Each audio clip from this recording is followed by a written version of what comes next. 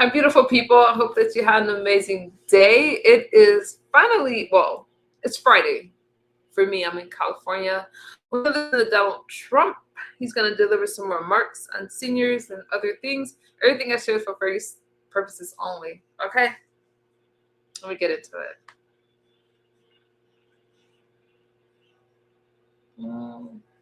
There he is. Wait.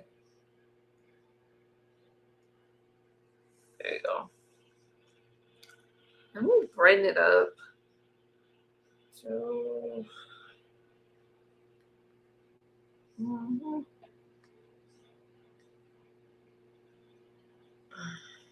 sorry.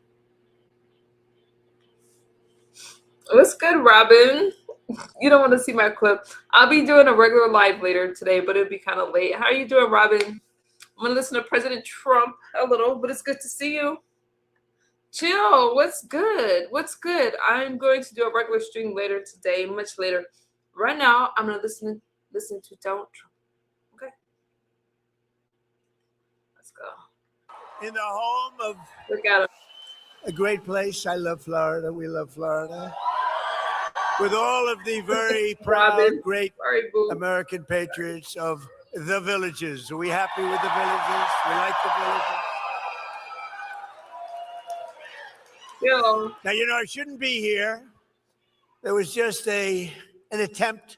I won't use the word, an attempt, they say, on my life. I should be at a secure facility where I can quietly, beautifully, and safely play out my term, destroying everything that comes in our way, like bad countries that want to get nuclear weapons. We'll take care of that. So they want me to be in a secure place. I said, what's more secure than the villages? No. I heard the seniors were waiting at the villages, and there's no way we got like 97% of the vote. Remember all those frauds? They said, whoa. Remember Sleepy Joe and Kamala? They came up, oh, we love you more than Trump. And you said, no, you don't. You don't love us more. You're a bunch of phony bastards. But as you know, this is the single largest community of seniors anywhere in the world. And frankly, it's the largest crowd you've ever had assembled. It's very interesting. They built this, but when I first started, they didn't have this. We had a little tiny room. So we went outside. We had a tremendous crowd, but I don't know if you see what's going on. They have an overflow room that's bigger than this. Why the hell didn't I go there to start off with? What's going on? And then they have outside, they have thousands and thousands of people, and we love them all. We love them all. So we're here to celebrate a policy that benefits every American senior all across this land, and it's called no tax on Social Security. It's done. It's done. I took a poll at one of the events. I said no tax on tips, no tax on overtime, or no tax on Social Security, all of them. So let's do it now. Let's do another poll. No tax on tips, no tax on overtime, no tax. So what you do is you're going to cheer for the one you like the most of the three, all right? No tax on tips. No tax on overtime. No tax on Social Security.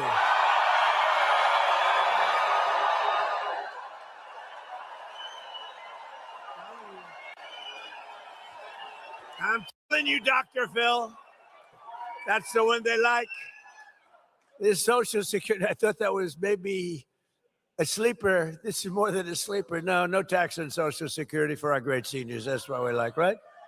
So our great, big, beautiful bill was the largest tax cut in American history. And as a result, more than 51 million American seniors now pay a federal tax rate of 0.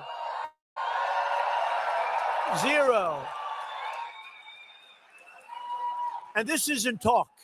This isn't, I'm going to get it for you. Look, these guys up here, front row Joes, they're all over. I can't get rid of them. What are you, 219? I think they're 219 rallies. They are sick individuals, but we love them. I don't know what the hell they do, but they have money someplace because they do a lot of traveling. Look at the front row Joes. But we provide seniors, and we have a record-setting average tax deduction this year of more than $7,500. Think of that. You know, it's been amazing. And on all of them, people, and I've seen it even on the fake news. Look at all the fake news back there. What? That's a lot of fake news. That's a lot of fake news. That's a lot of fakers. Did you see where they had a study done and Trump on the evening news gets 93% bad publicity? 93. And yet I won in a landslide. Now, you know what that means? Well, think of it. 93%. And, you know, like with Kamala, she made a bad statement on CBS 60 Minutes, and they had to pay me a lot of money, $38 million. You know what she did? Her statement was so bad the night before the election, it was so bad that they took another answer that she gave, which was not bad. It wasn't good. It was nothing. And they put it in where she, and we found out they did it. They changed the answers. BBC has me AI saying about hate. We hate, we hate. I said, that's not me. They changed my lips. I couldn't even tell myself. I said, I didn't know. This gets very, but think of it, 93% bad stories, only bad. And if it's a good story, they make it bad. You know, you can make anything bad. You could have a baseball team won 21-2, and the writer says they should have won by more. That's where we are. We're winning 25-0. And they say we should be doing more. There's never been a first term of a president, they say, and even the radical left lunatics say it, that's accomplished more than we have. It's never happened. Never.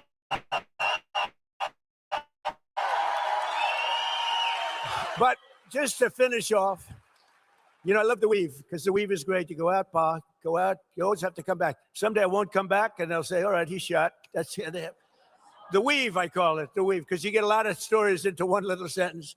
But when you have 93% and you win in a landslide, you know what it means? It means that the media has lost total credibility. Nobody believes them. That's what it means. Very simple.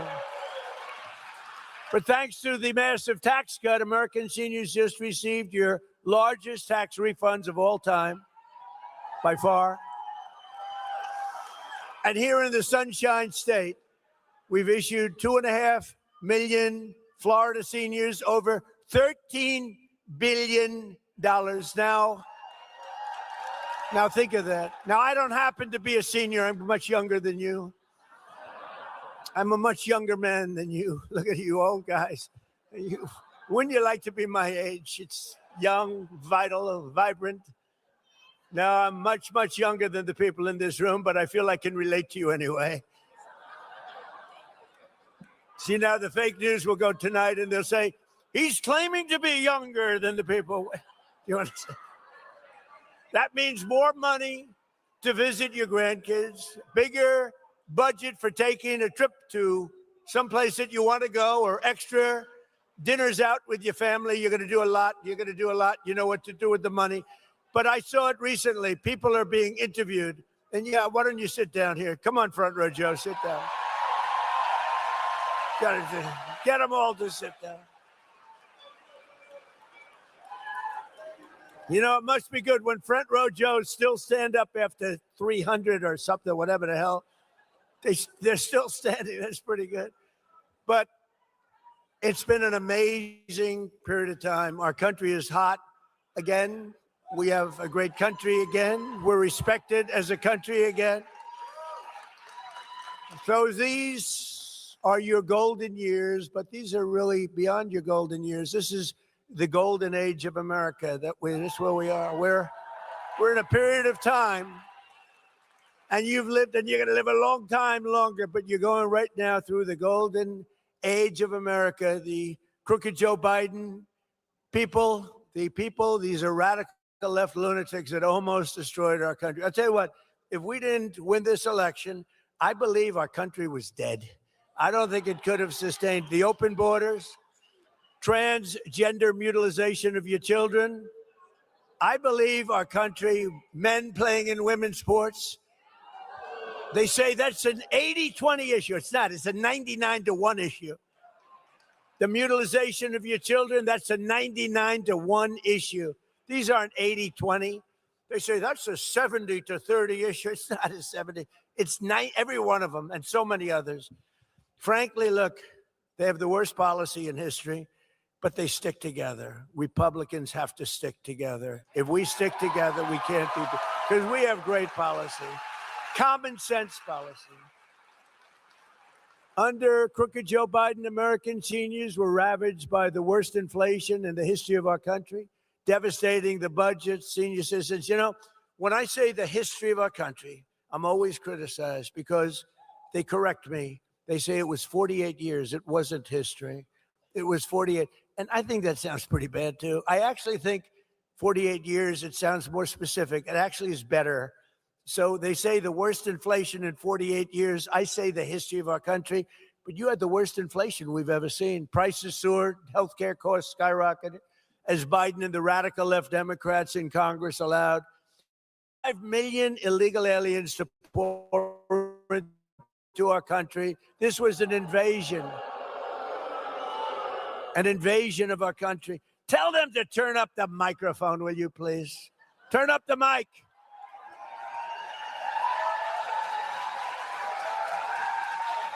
You know, I hate it. You pay these guys a lot of money, and then you get up and the mic isn't on properly.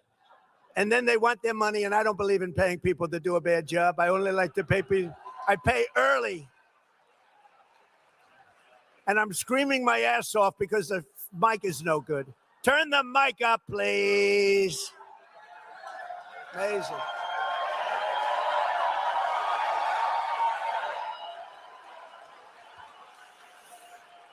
But all of that changed the day I took the oath of office on January 20th, 2025. Under the Trump administration, we're standing up for American seniors like no president has ever stood up before. And just as I promised, we're strongly protecting Social Security and Medicare, and we always will. We have a man here who knows more about Medicaid, Medicare, medical crap than any human being. Where's Dr. Oz? Where the hell are you standing?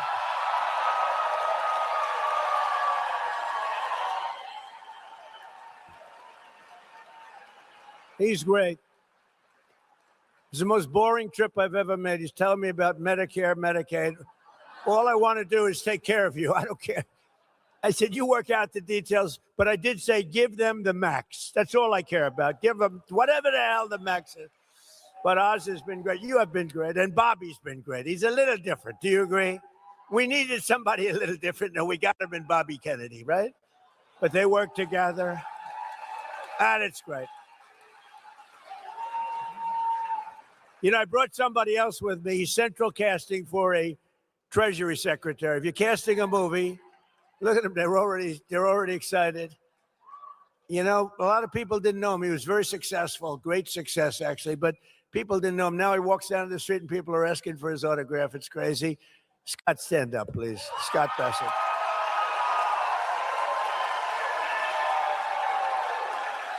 They wanted to be here. You know, I gave him an option. I said, I can meet you guys later. No, you're going to the villages. We want to be with you. So it's sort of cool. We got a lot of celebrities here, actually.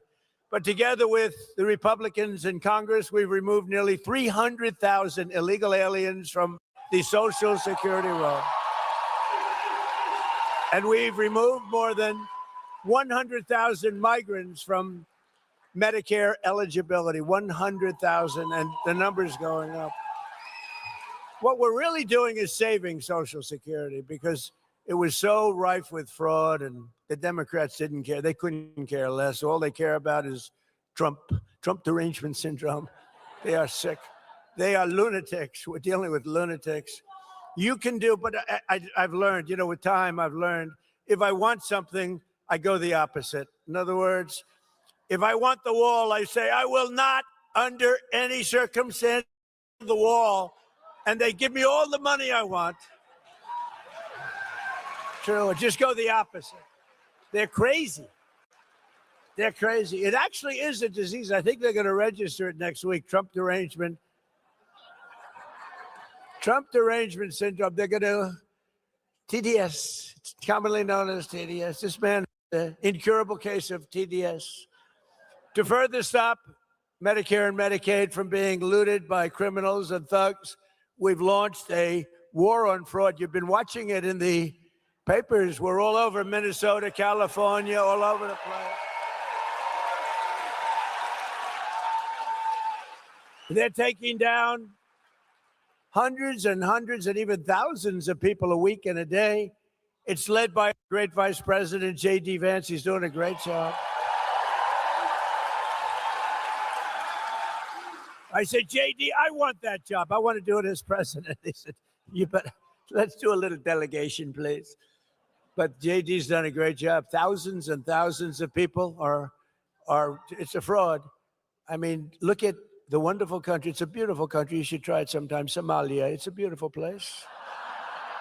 It's got no government. It's got no military. It's got no anything. It's got one thing that's really strong, crime. It's got a lot of crime. They have no police. All they do is run around shooting each other. It's filthy dirty, disgusting dirty. It's a horrible place. They come here, and Ilhan Omar, you ever hear of her? She heads it. And think of it. They have nothing but crime, poverty, pollution. Everything is horrible over there. Nothing good. They say it's the worst country anywhere in the world, that we got some beauties out there, but it's the worst. And then she comes here from Somalia, and she tells us how to run the United States of America. She says, the Constitution gives me certain rights,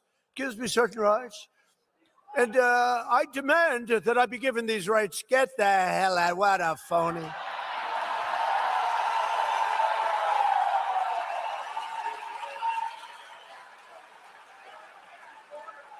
And then she married a brother to come in. I don't know, you're not. But I would imagine they're looking at her. I have nothing to do with it.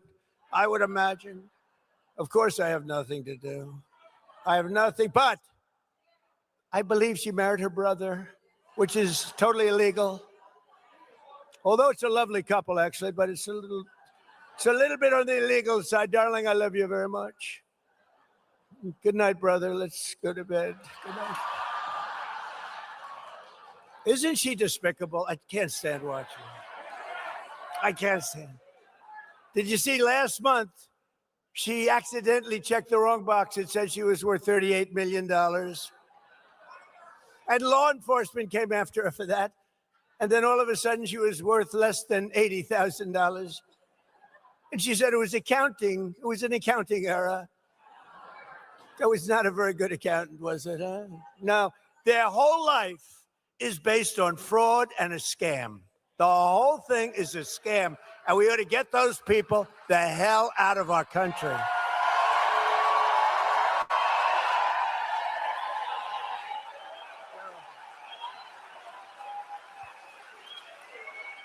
To get better care to our seniors much more quickly, my administration has dramatically accelerated Medicare prior authorization's a big deal.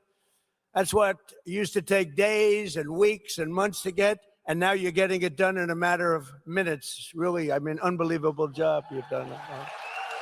Minutes. And we have a big search for fraud. Very little. You know, when people get arrested all over Minnesota, all over California, wait till you see what we're coming up with in California. Gavin Newsom is not good. But he gave the worst interview a month ago. Did you see it? Where he said he was incompetent. He can't read, he can't write, he can't do it. He said he's horrible for testing. We should give him a cognitive test. I took 3 of them, aced all of them, by the way. You know, I'm the only president to take a cognitive test because I don't think Obama could pass it. I don't. Didn't he get into Harvard with a C average? I don't know. What's that? I don't think he could pass it. I don't think Well, Biden isn't. Give me a break.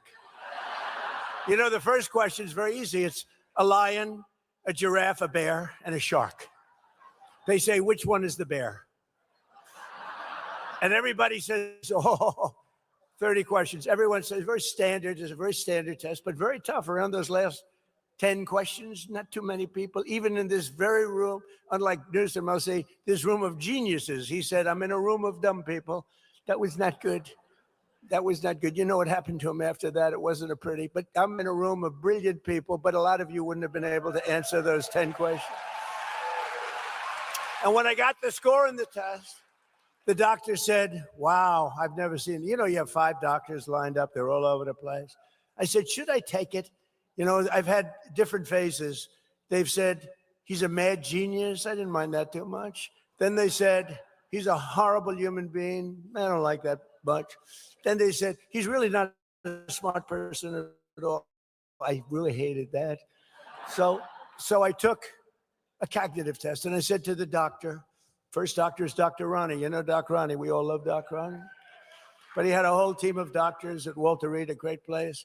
I said, so should I do it? He said, well, it's a tough exam, actually. You know, those last 20 questions, they get tough. A lot of people can't do them. I said, well, what do you think? He said, well, if you do it, they're going to find out because it's essentially a public, you know, it's a military hospital. If you do badly, they're going to find out and it won't be pleasant. I said, well, I do well on things, so let's do it. And I got everyone right. And these are tough questions.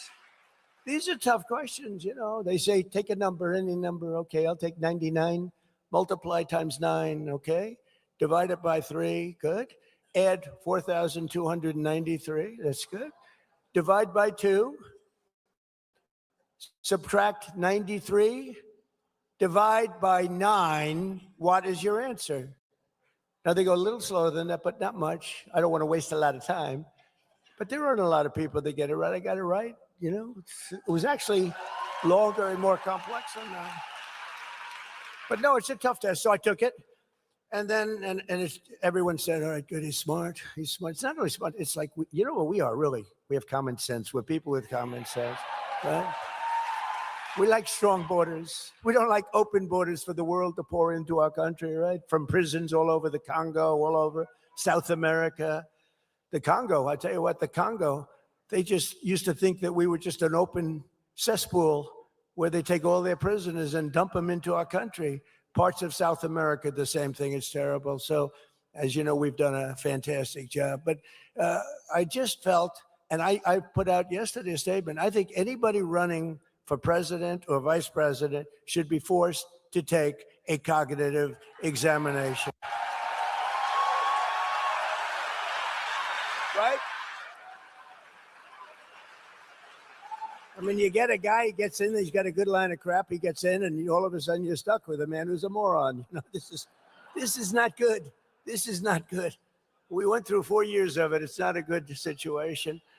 But we also dramatically increased coverage for outpatient clinical care known as site-neutral payments, stopping seniors from being ripped off by billions of dollars of outrageous fees that they charge, billions and billions of dollars, right? Oz. And on top of these major Medicare improvements, I'm pleased to report today that we have authorized $210 million in rural health care funding for the great state of Florida. 210.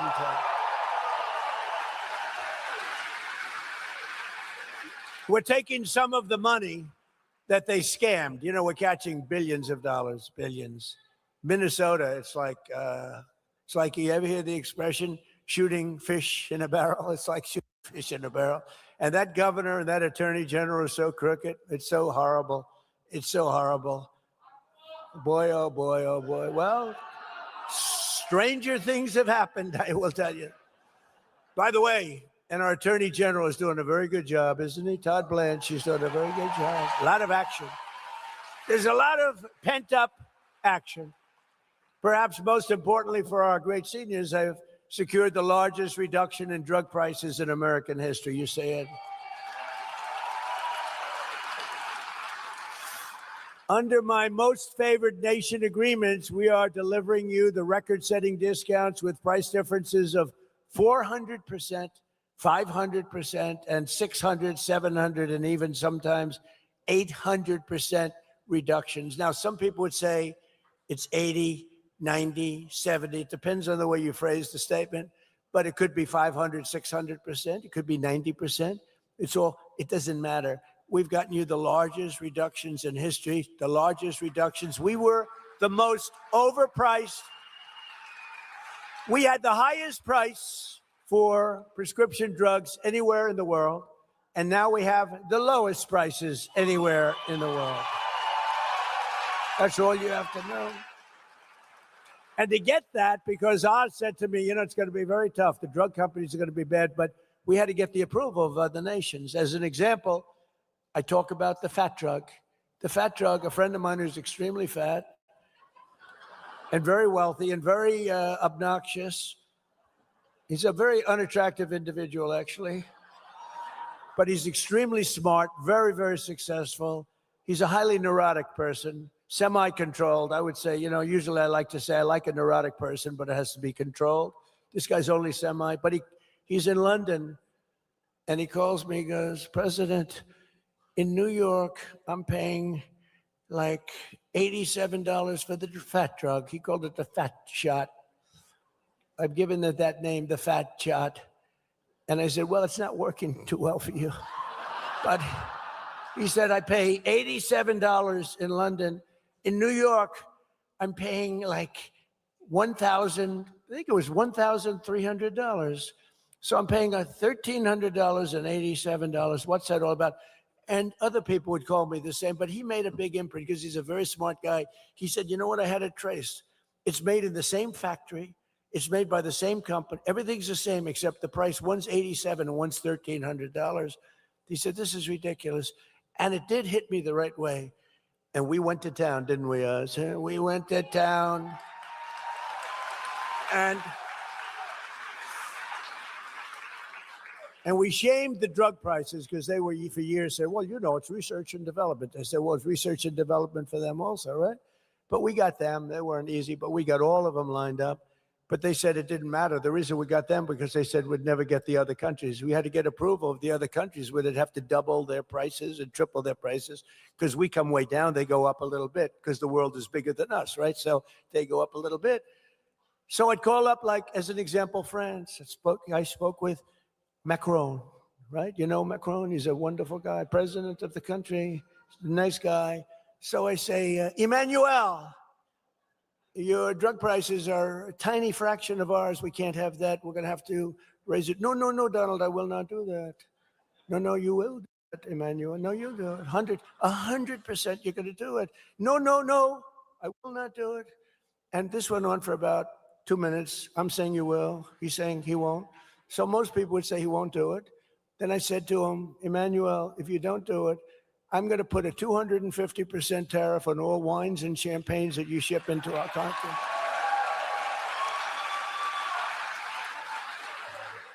And he said, Donald, how dare you? You should not do that. You cannot do that. And I said, no, I'm going to do it. Okay, you have a deal. That was it.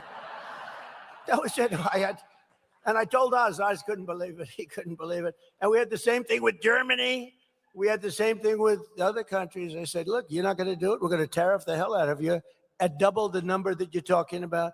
And they all agreed. Every one of those countries agreed. And now you have the lowest drug prices anywhere in the world from the highest.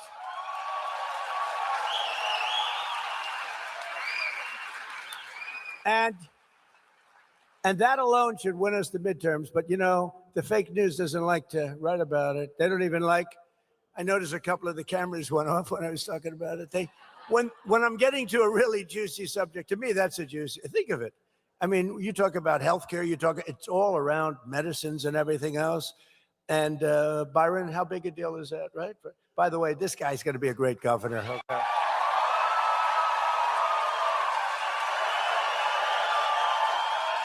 Going to be great.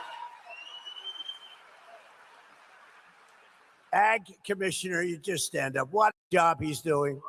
What a job he's doing. My ag commissioner, who I endorse a long time. So I just want to thank you all. You guys are doing a great job. Byron, you're going to be Fantastic. We have somebody named Ashley who's very respected. Will you please stand up? Senator, our great senator.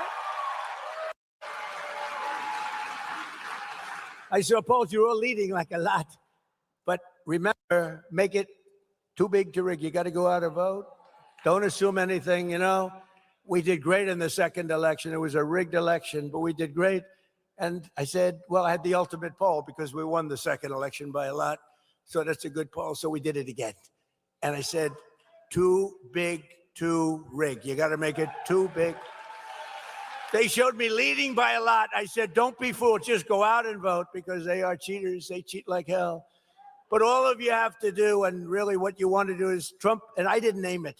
This was named by Bobby Kennedy and Dr. Oz. I did not name it. Is that right? I said, what is that? TrumpRx.gov, okay? I said, everyone thinks I put my name on it. I don't think I'm going to put my name on medical things. I mean, you know, medical things can be very dangerous to have your name on, to be honest with you. But it's setting, I guess, records from what I understand. There's never been anything like it. So TrumpRx.gov, go to it and buy your medicines for very little money. Very little money difference. Nobody's ever seen it that way. And I wish the press would talk about it, but the word is out, and it doesn't probably matter that much. The word is out. They don't want to talk about. They only want to talk about the bad. But this is really something that's special. I'm very proud of it. Today, I'm thrilled to announce that starting on July 1st, we will also provide Medicare patients with the coverage for weight loss drugs like Ozempic, Zepbound, Wegovy. It will be available for $50 a month. $50. Wow. Now think of that, $50 a month. So if it was $1,300, now it's $50, and the $1,300 doesn't cover a whole month. So it's really even more than that. So it's now down to $50. So that's where you get it. And also, and you remember when I cut insulin and I got it down to $25 insulin, it was $2,000. And that was before this. That was before this.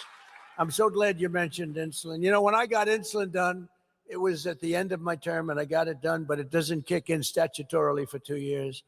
And I said, I better win the election. This is going into the second election because what a job I did. And, you know, insulin was at like $1,000, $2,000, $3,000. I got it to $25, but it kicked in about a year and a half, 2 years later. Statutorily, you had to wait a period of time and all of that nonsense. So I said, boy, I better win because if I don't, some guy is going to take credit for something that I did that they could have never done. Lo and behold, the election was rigged. And I saw Biden a year later standing up there saying, I did a great job on insulin. He doesn't even know what the hell, he had no idea. And I was sitting there seething. I was watching television. You know what it is to seethe? I seethe a lot.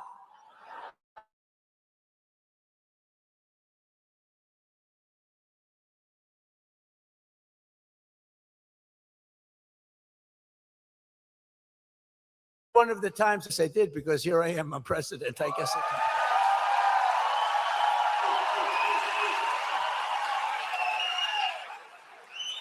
Not only are we taking care of your physical health, we're also taking care of the financial health of our seniors. As you have probably seen, the 401ks and retirement accounts of millions of American seniors are skyrocketing like never before. You know, we're in a war because I think you would agree we cannot let lunatics have a nuclear weapon. Do you agree?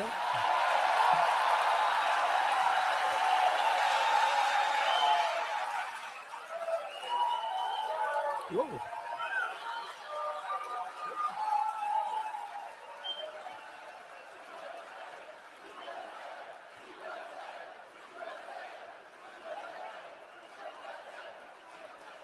Because if you read the fake polls and things, it says, well, it's only a 20% or 25%. It's nonsense.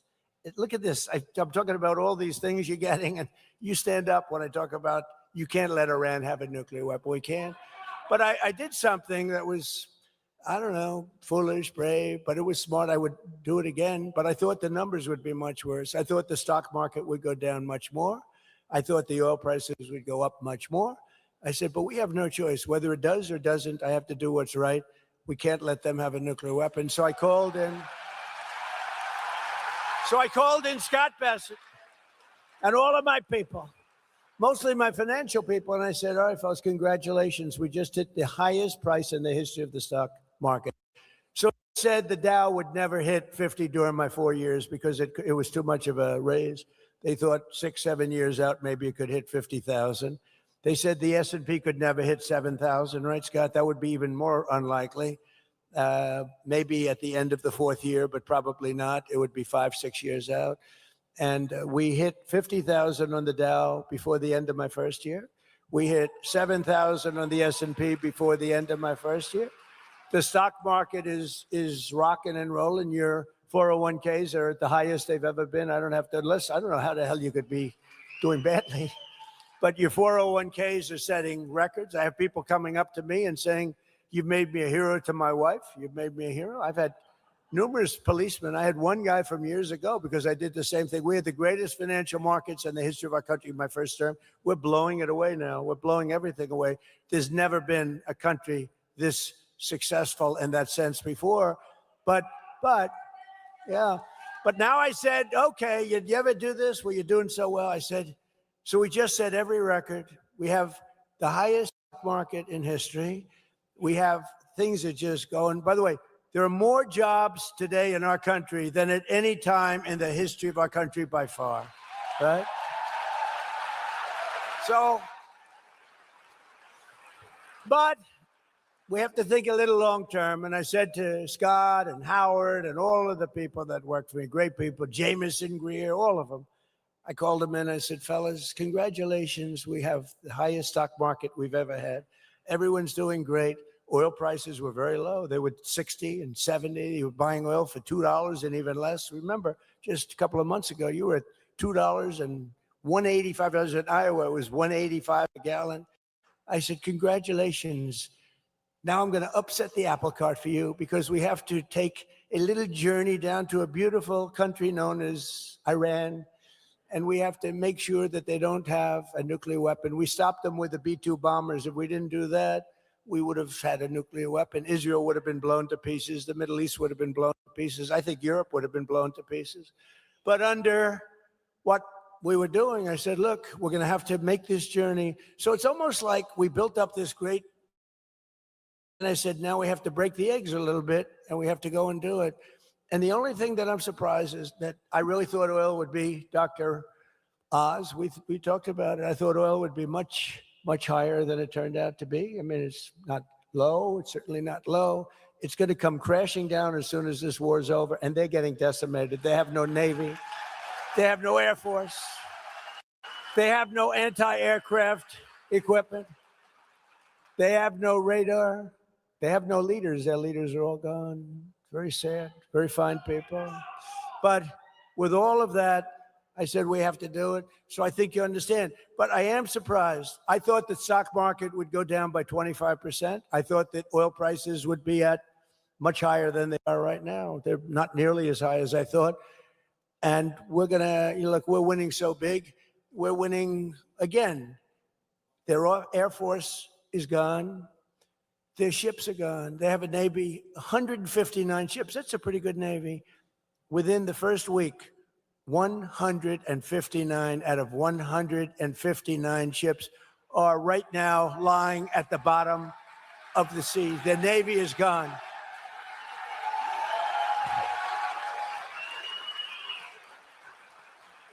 And we're discussing, I spoke to them today, we're discussing, it's a little hard to figure out who their leaders are, frankly. You know, their leaders are gone. The first set is gone. The second set is gone. Khomeini was gone. And they were pretty evil people. Not pretty evil. They were evil. They killed 42,000 protesters. 42,000. And in a period of 2 weeks, they killed 42,000 protesters. But we had to get this done, and we're really doing well. We're just winning. If it were a fight, they'd stop it. If this were a fight, they'd stop it. You know that expression? It's true.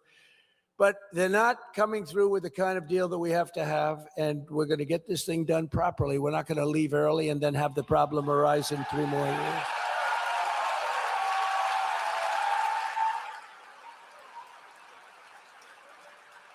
Under 4 years of Crooked Joe, I go crooked and sleepy. Which is better, Sleepy Joe or Crooked Joe? Ready? Sleepy Joe. Crooked Joe. I love it. It's free polls. You know, if I went to a pollster, they're all phony. If I went to a pollster, I'd pay $1 million for that question. Give me $1 million, sir. And then they don't go to interview. They just put it down, whatever they want. You know?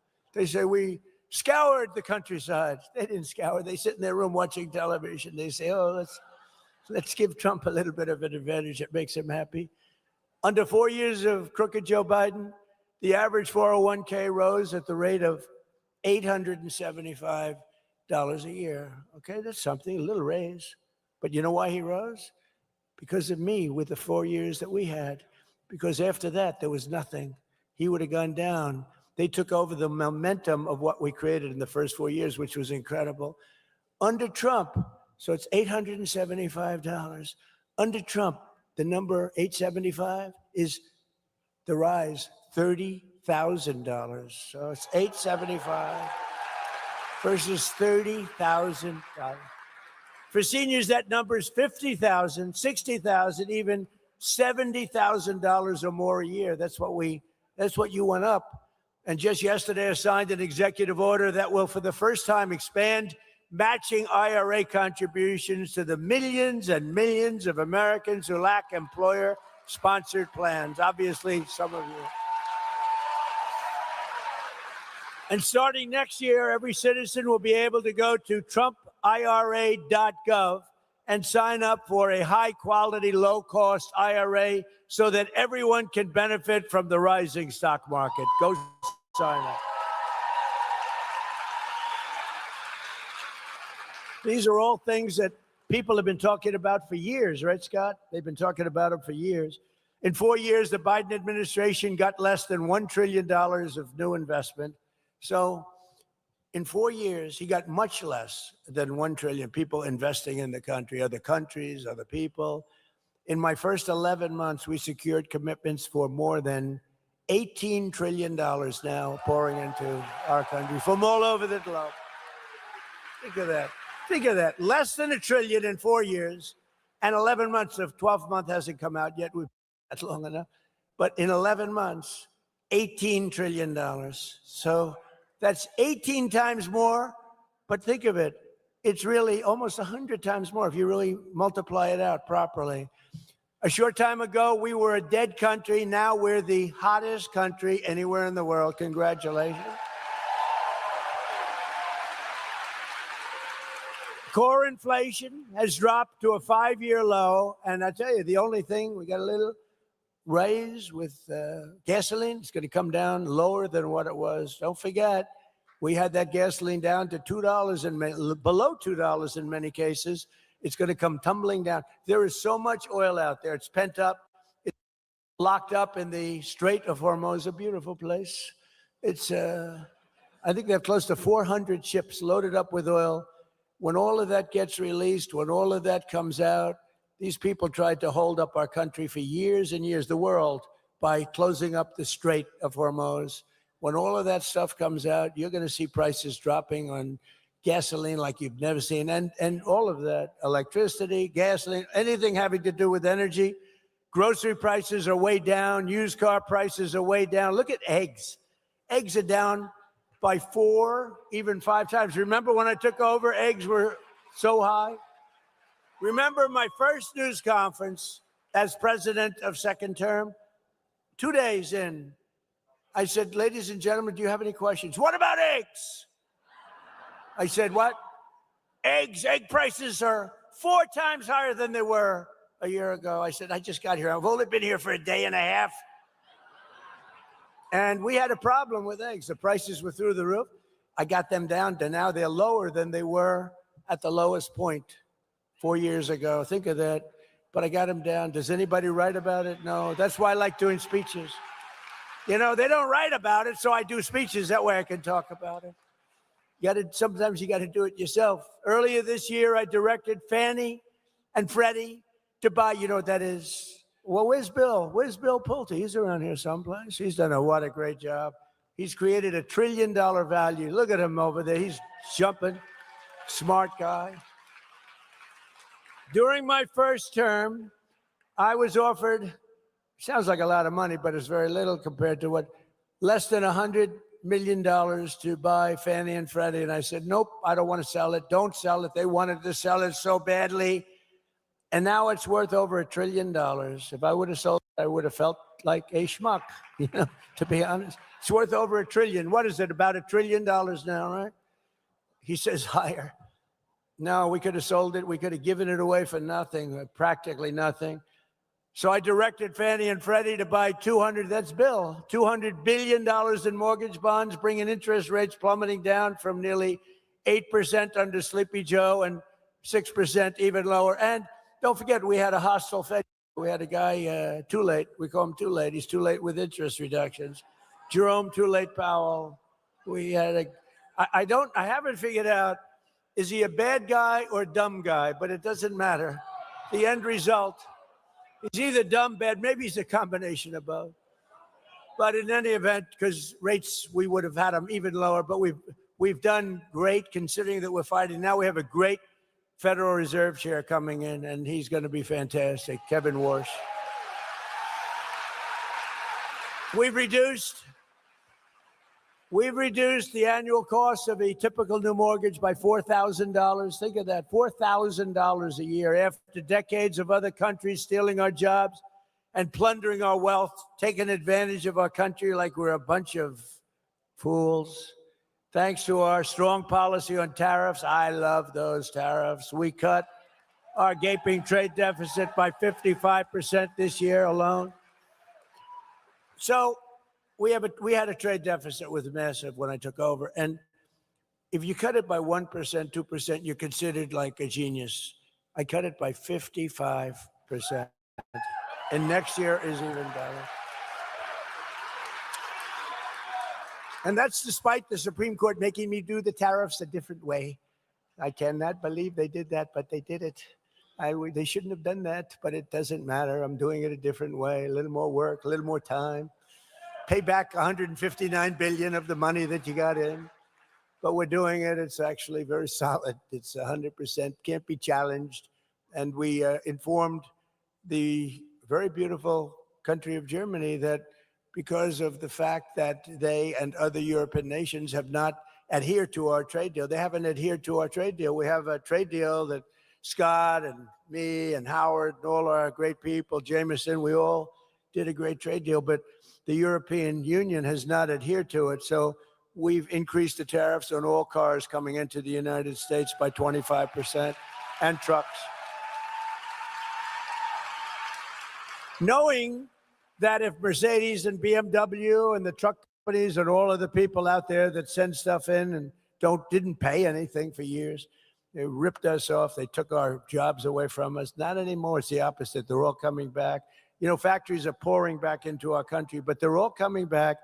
But we informed them that we're going to charge them, we're going to increase their tariff to 25%, knowing that if they build their plants in the United States, there is no tariff. They have to hire our great American workers, and there is no tariff. Think of it. And we've added now, we are now building AI plants, all of everything. But we have part of that $18 trillion. But we have more construction going on in what they call plant and equipment than we've ever had before in car plants. We had a period of time that for 25 years, we didn't build one plant. They took our car industry away. It went to Germany, Japan, Mexico, Canada. It went to the European Union like crazy. Germany, think of it. It went to the European Union. We went for a period of almost 30 years with barely building a plant. Now we're building more plants for cars and trucks than we've ever built in the history of our country, including prime time from many years ago. They're all coming back because they don't want to pay tariffs. Very simple. Very simple. They don't want to pay tariffs. If you don't want to pay tariffs, that's fine. Build your plant here. Build it in Florida. I don't think of you too much as, you don't need the cars, but build it in Florida. I'll be, any place in the United States is okay with me, but they're building them all over our country. We added 186,000 private sector jobs in March. Jobless claims just hit the lowest level since 1969. Think of it, jobless claims. So since 1969, the lowest level since 1969. And more Americans are working today, as I said, than at any time in the history of our country by far. It's not even close. And with our no tax on tips, no tax on overtime, no tax on Social Security, we're doing something that has never been done. And the consumer, which is you have more money to spend than you have in many, many decades. Very importantly, for our great seniors, we are, I hate to mention this, it's so negative. It's called the estate tax, because nobody in this room will ever die. But just in case you should, if you have children that you love, it's very important. If you don't love your children, then it doesn't matter too much. Who cares? Oh, I know some that won't leave their kids. They hate their kids, but you know, these are bad people. They're usually very wealthy too. I don't know what that's all about. But we have no inheritance tax. We have no death tax.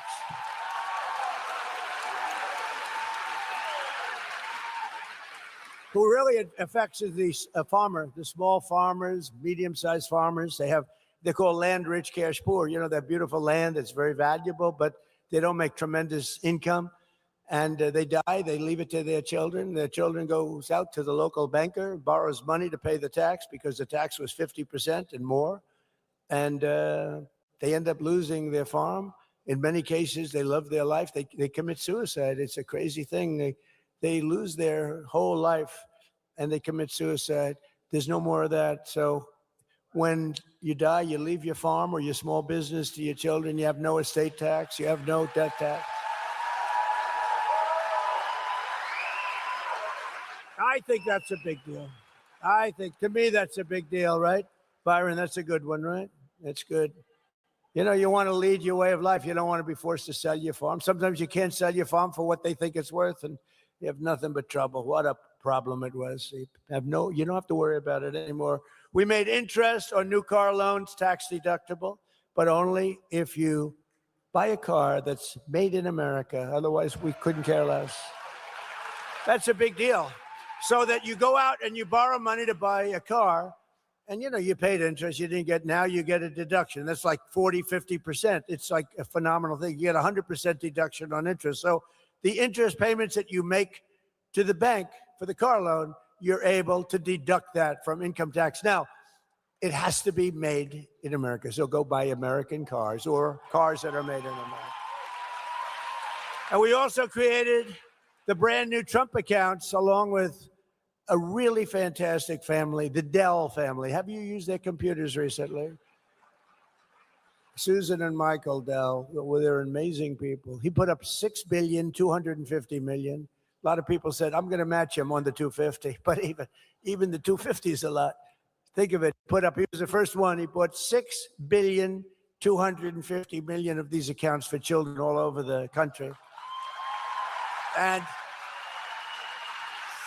it was just announced this morning that it's setting records, so that, you know, when your beautiful baby, we have an automatic $1,000 contribution for every newborn child. And it allows everyone to contribute to a tax-free savings account for your grandchildren. A lot of people are buying it for their grandchildren to benefit them, so that after they turn 18, they could have $100,000, $125,000, $150,000, depending on what goes on. And they can be sort of rich. And it's an amazing thing, and it's like a wildfire. It's doing so great, right, Scott? It's been really an amazing thing. And with us today is a grandmother who lives in the Villages named Mary Alice. After a long time in the Mexican real estate and automobile industry, she and her husband retired to the Villages. And thanks to our great, big, beautiful bill, I love that bill. You know, we have 4 years worth of stuff. That's why we call it the great, big, beautiful bill. We were going to have 19 separate bills. And I said to Mike Johnson, John Thune, I said, fellas, the Speaker of the House, head of the Senate, I said, let's try for $1 big, beautiful, because I don't know, these Democrats are crazy. And it was early. We had a little bit of a honeymoon, just a little tiny bit. I said, let's see if we can get everything in one bill. And everyone said, no way, you're not going to do it. It's the greatest, it's the biggest thing ever passed in the history of our country, the great big beautiful, and it's mostly, it should be called the great big beautiful tax cut bill, but also we have tremendous regulatory cuts, and that's why your jobs are so good, because all of these people, small businesses, medium-sized businesses, everything, they're able to take regulations with a little bit of a grain of salt. It's not going to put you out of business. There are tremendous regulation cuts, and it's really been amazing. So they just received a tax refund of double the size of anything that they've ever gotten. Think of this, Mary Alice, for years she's gotten peanuts, and now she's gotten a tax of double the size, and in many cases 4 or 5 times the size of anything she ever got before. So Mary Alice is now considered a rich person. Come on up, Mary Alice, say a few words. Come on up. Oh, look at her. She looks good. She's a rich woman. Come on. Thank you, President Trump. It's such a pleasure to meet Hey, you. wait, let me get this out. You want me to get that out? Wait. Oh, yeah, because I'm really short. I think you'll be good. Hi, everybody. First of all, I would like to thank President Trump for everything he's done for all of us. And the big, beautiful bill helped my husband and I so much this year. We were so shocked when we picked up our tax return and the accountant told us how much money we were getting back. We were just thrilled. It was double what we thought we would get. We ended up using some of that money to pay for a new roof. Now, we all know we live in Florida and we all need roofs. So we were able to use some of that money for the new roof, and we're thrilled that we were able to do that, and we didn't deplete our savings account. So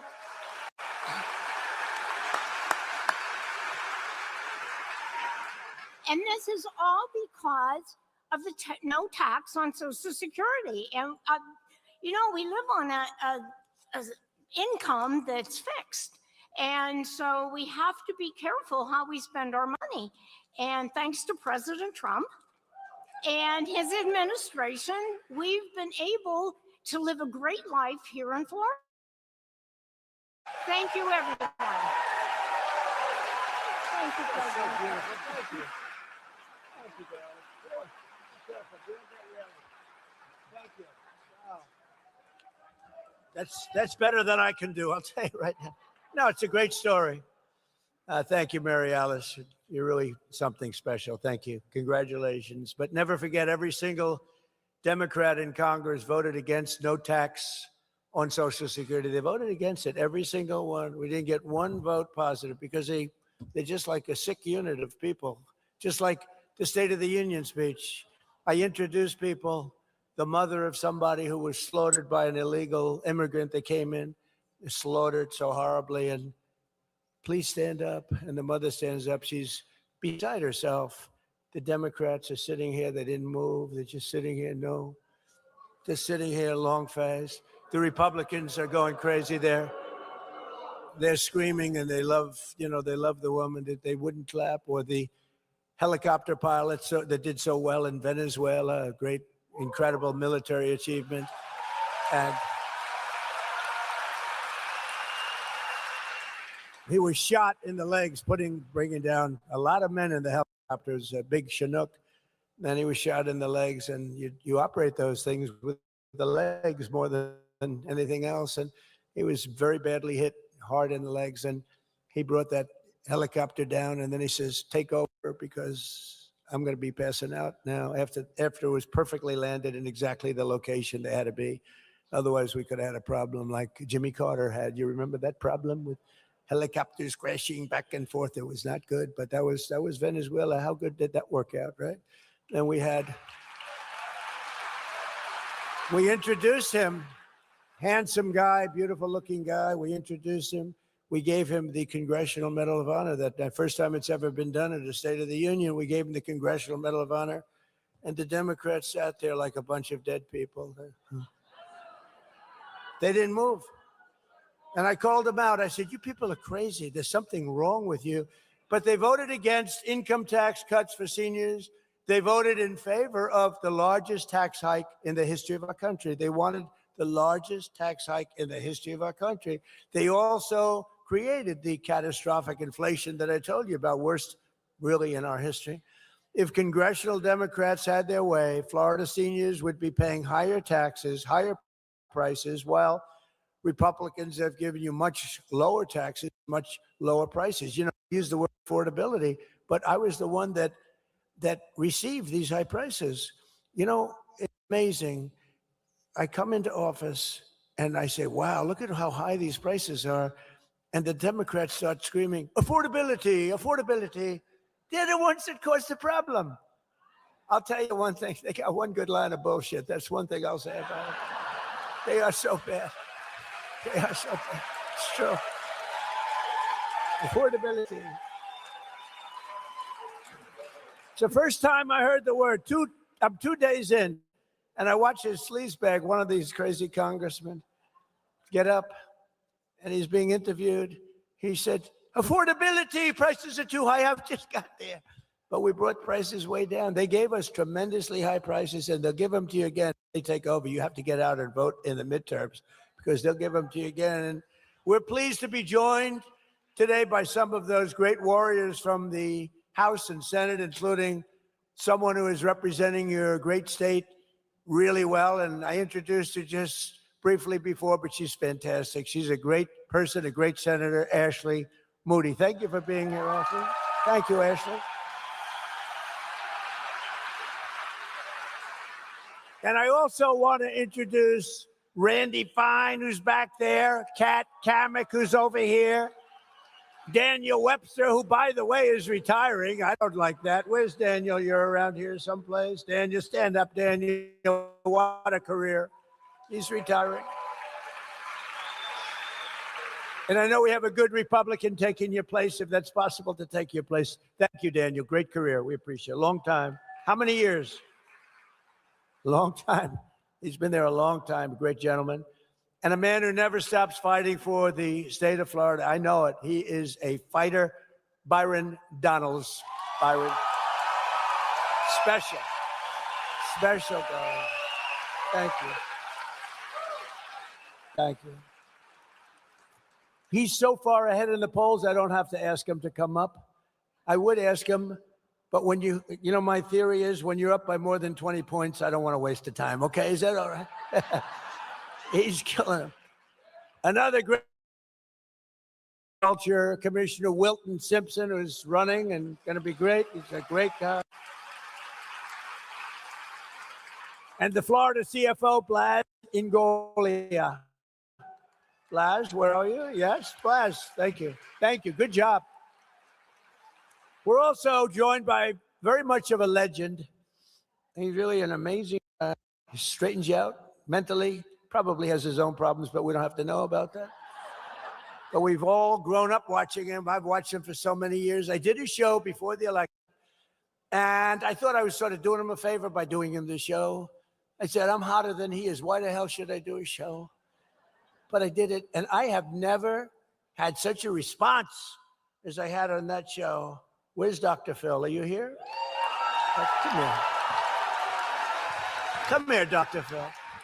No, I did a show. Wow.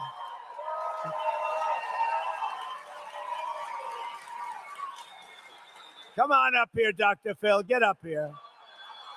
Give them a little lecture, but very short. Give them a little lecture on life. Talk about life for 2 minutes or less.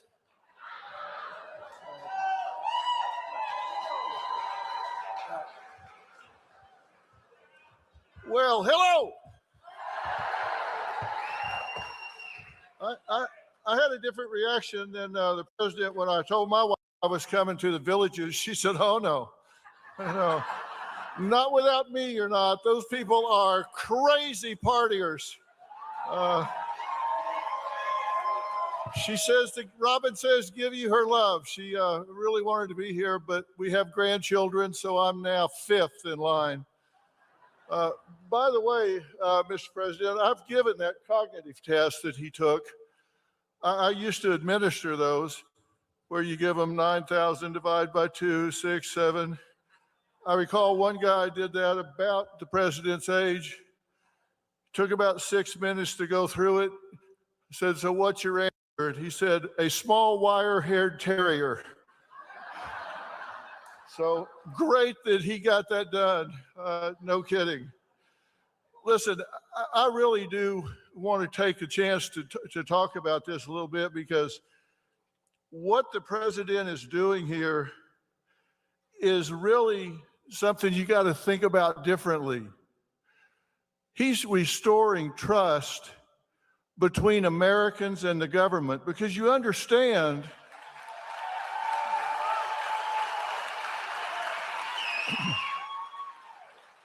you understand that this was, your benefits were never supposed to be taxed to begin with.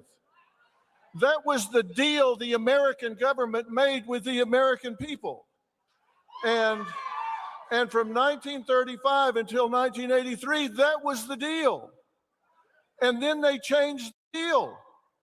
That wasn't what you started with. That wasn't the deal. And President Trump is trying to bring the deal back and say you can trust your government to do what they tell you they will do.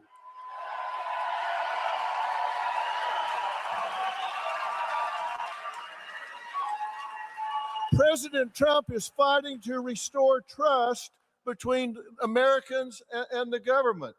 And he's trying to right a wrong here. One of the things that President Trump does is he tries to solve problems that nobody else is even working on. They're not even working on this stuff, and he's solving those problems. He's solving the problems other people, they're not even working on. This taxation is double. It's double taxation. Workers pay their 6.2% with after-tax dollars, and then are taxing them again, which is patently unfair. You're paying taxes twice. And he's not willing to say that. And seniors are vulnerable because you have fixed incomes and no ability to earn your way out of a broken tax promise for a tax burden. And he's fighting for that, so you don't have to do that. And I think everybody should recognize he's fighting for something you can't fight back for. And that is so important. And it's really critical that this simplifies everything. And you know, people will say, well, it's going to cost money. That was the deal. That was why they changed the deal. It didn't have anything to do with taxes. It had to do with trying to increase revenue. If we'll just let him go track down the fraud money, it'll more than pay for this 10 times over. It will more than pay for this to stop the fraud in America. Stop the fraud in America.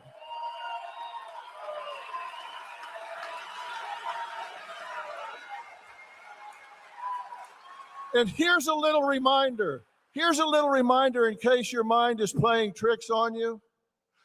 You matter. You are important. And you are important to this president. I know him, and you are important to this president.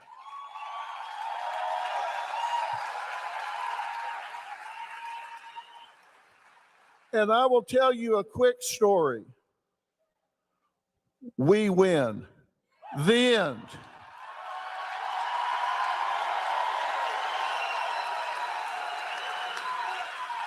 You know, I've spent most of my life, certainly as a professional, actually since I was 12 years old, studying why people do what they do and don't do what they don't do. And I can tell you that in studying that, I have found out what makes people champions. And I know what makes him a champion. I can tell you, people that are champions play the game with passion. They play the game with passion. They surround themselves with like-minded people who understand why they feel so strongly about what they do. They tell themselves the truth. They deal with the truth when it comes up.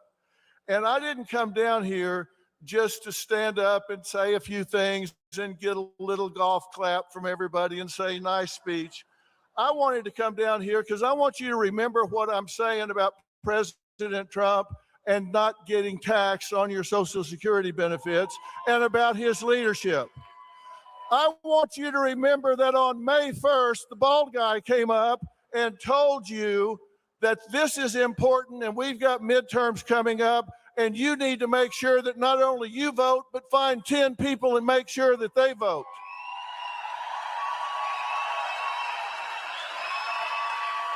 Because we have a president that stopped apologizing for America and started taking pride in this country. I don't want you to just hear me. I don't want you to just hear me and give me a little golf clap. I want you to hear me and say, on this day, we decided we are marching for the USA.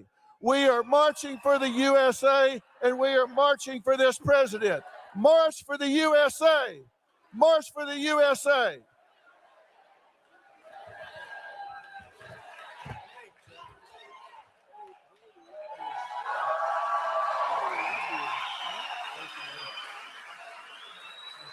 Thank you, guys.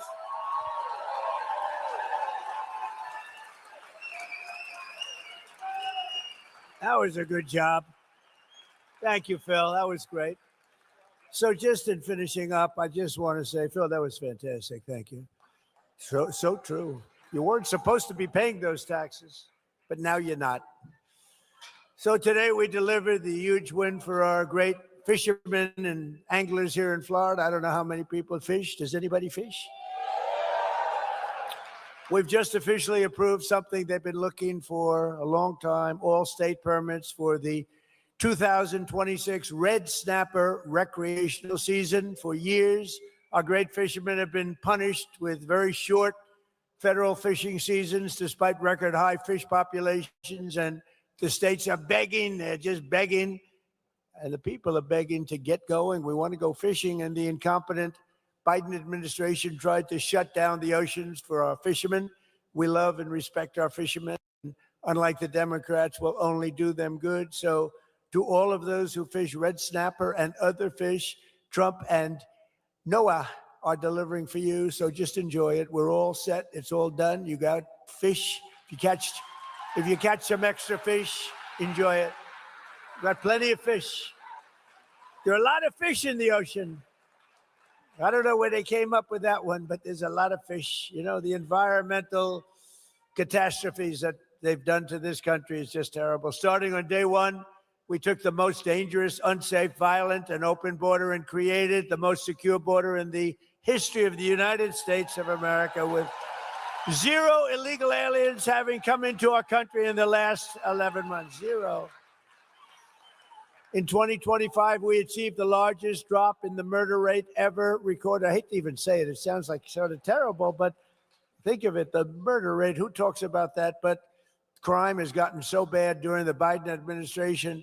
It was the largest number of murders that we've ever had. Now we had the lowest number of murders in our country in 125 years. Think of that.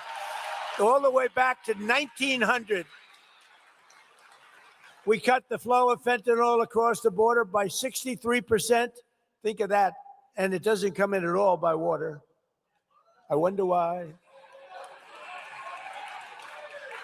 By water, we're down 97%. And we're all looking for the 3% because we consider them the bravest people anywhere in the world. You saw what we had to do. For years, they would get a boat, they'd bring him in, they'd book him, and they'd let him go. And he'd go back, and they'd go back to wherever they came from in South America. They'd be taking a boat in the next day. No, we stopped it. It was enough. We're down 97% in fentanyl by sea. Think of it.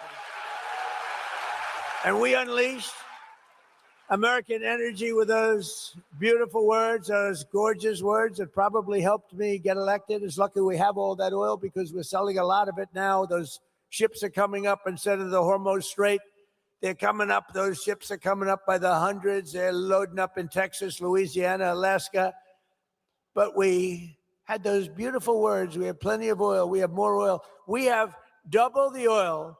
If you add up Saudi Arabia and Russia, we're more than double what they produce together. Think of that.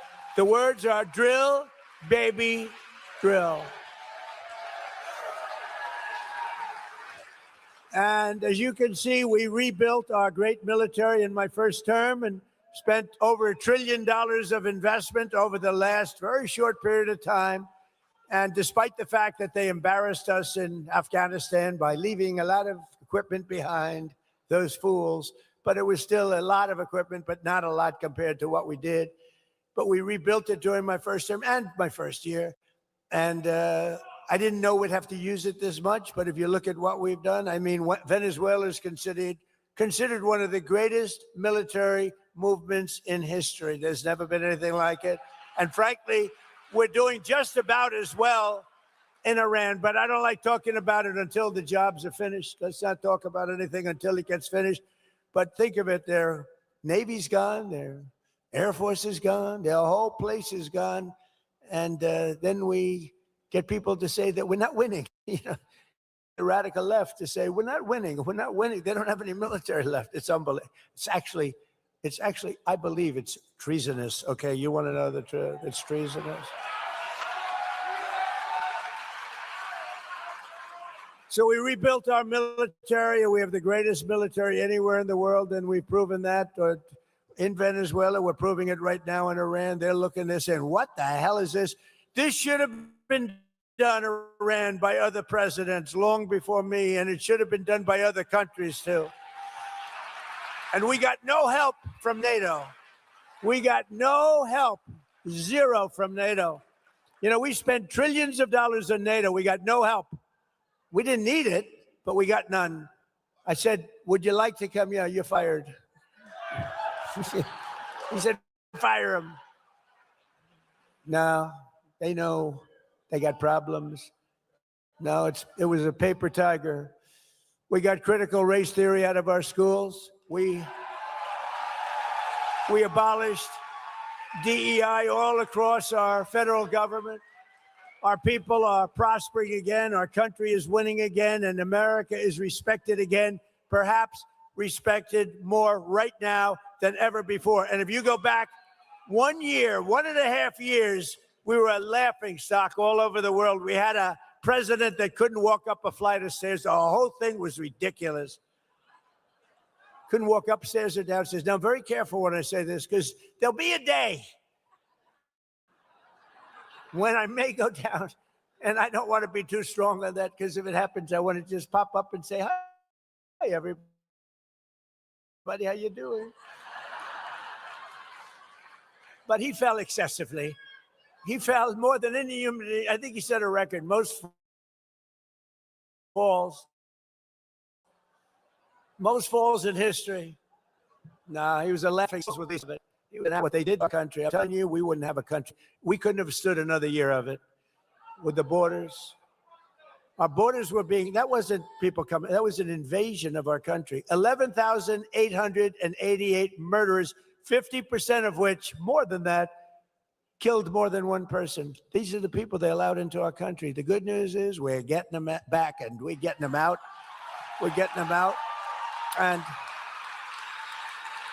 And I want to thank Border Patrol, and I want to thank ICE for the abuse that they have to take from the Democrats.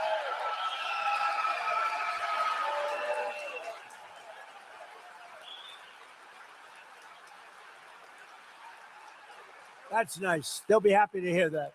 That's very nice. Thank you. They'll be happy to hear that. They watch. I mean, ICE, the job they have, Border Patrol, the job they have. Think of it, the border, 11 months, 0 people came through our border, 0. And those charts are made up by Democrats. They don't even try. The answer is, that used to be thousands, hundreds of thousands of people lined up trying to break into our country. Now there's nobody. You have these plazas, there's nobody in them. They don't, because they know they're not coming in.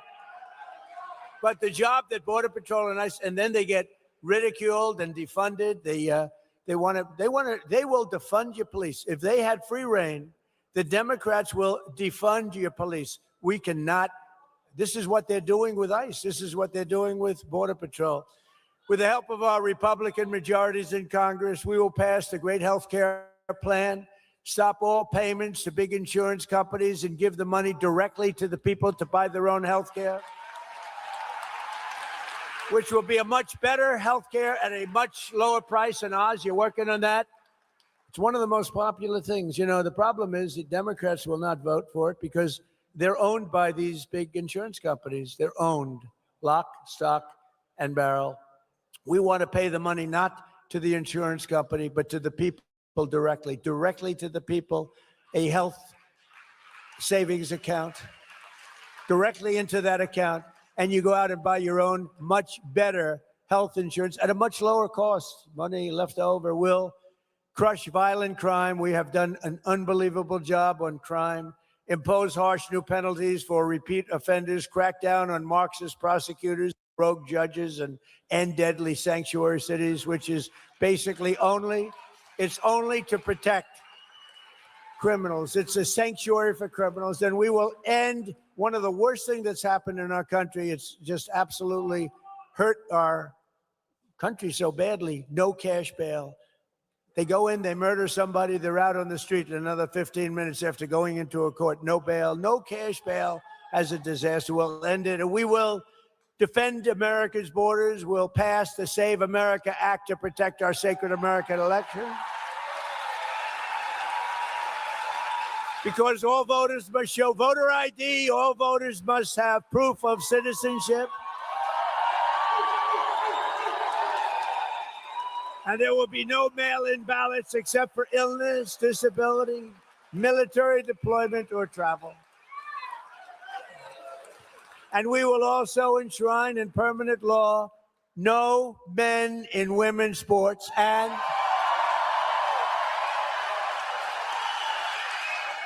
did you ever hear of something like that? You know, I'm just, as I say it a lot. Can you imagine 15 years ago saying that? There will be no men in women's sports. People would say he's crazy. There's something wrong with that guy. It's a real fight. I watched one of these local congressmen the other day saying, we must have men and women sports. The whole thing is crazy. You ever see the weightlifting records? It's like a 112-pound difference. A record stands for 19 years. And a woman, great athlete, beautiful woman, slightly muscular, slightly, a little bit more than normal, but she's a great weightlifter and stood for 19. They put an eighth of an ounce on one side of the barbell, an eighth of an ounce on the other. She's going for Olympic gold, and she wants to qualify. It's easy. It's going to be easy. She's better than the other women. And she gets up and she works and she works. And my wife hates when I do this. My wife, our great first lady, how about it? She's a movie star now. Can you believe it? Terrible. I don't know if I'm happy about that or sad about that. But no, she had the #1 movie. You saw that, Melania. And then it was #1 streaming, and I said to her, no family can have 2 stars. What do you think about that, Dr. Phil? No family can have 2 stars, Dr. Phil. This is not a good situation. I don't like it. Dr. Phil would tell me I'm right, but don't say it. No, she's done a great job. But she hates it when I do the thing on weightlifting. She says it's so unpresidential. And she hates when I dance, too, at the end, too. She hates when I dance to what's sometimes referred to as the gay national anthem. You know that. She hates it. You know, that song was #5 32 years ago, and it went to #1 32 years later. There's never been anything like it. It never hit #1. It was #5 32 years ago, and it went to #1 for months during the last months of the camp. We love that song. But she goes, darling, please. You know, she's a very elegant woman. She goes, darling, please don't dance. It's not presidential. I said, it may not be presidential, but I'm leading by 20 points in the poll, so something. But she particularly hates the image of me showing sweat and strain of the young woman trying to win the weightlifting contest against a group of women and one gentleman who decided to go on to the other side. He transferred to the other side and transgender anyone? And she got up, and her mother was down there. Oh, her mother was so proud with the American flag, a little American flag, like, remember George Foreman, the great George Foreman, had that little tiny flag when he went. She had one of them too. And she was screaming for her child, who was a weightlifter, a real good one. And she got up and she grabbed it. She grabbed it. Oz is a big physical fitness guy. And she got it. Come on, baby, you can do it. The mother's screaming. The father didn't care because he doesn't believe that his daughter can beat the person that's coming up next. The father's saying there's no way she's beating that guy. So she gets up and and she's ready. Now she's just got to do that. She's almost home. 1/8 of a pound more. And he said, 1/8, just a tiny little bit. Come on, darling. The mother's screaming like crazy. Darling, I love you, darling. Oh, Mom, I can't do it. Well, couldn't do it. She failed. She was devastated. And then a young lady comes up who was a young man just a little while ago. And he was actually a very poor, he was a weightlifter, but he was at one of the worst in the country. He was the lowest rung, about as low as you can get. So he transferred over to the other side. And he stood over that big barbell, and he looked at it.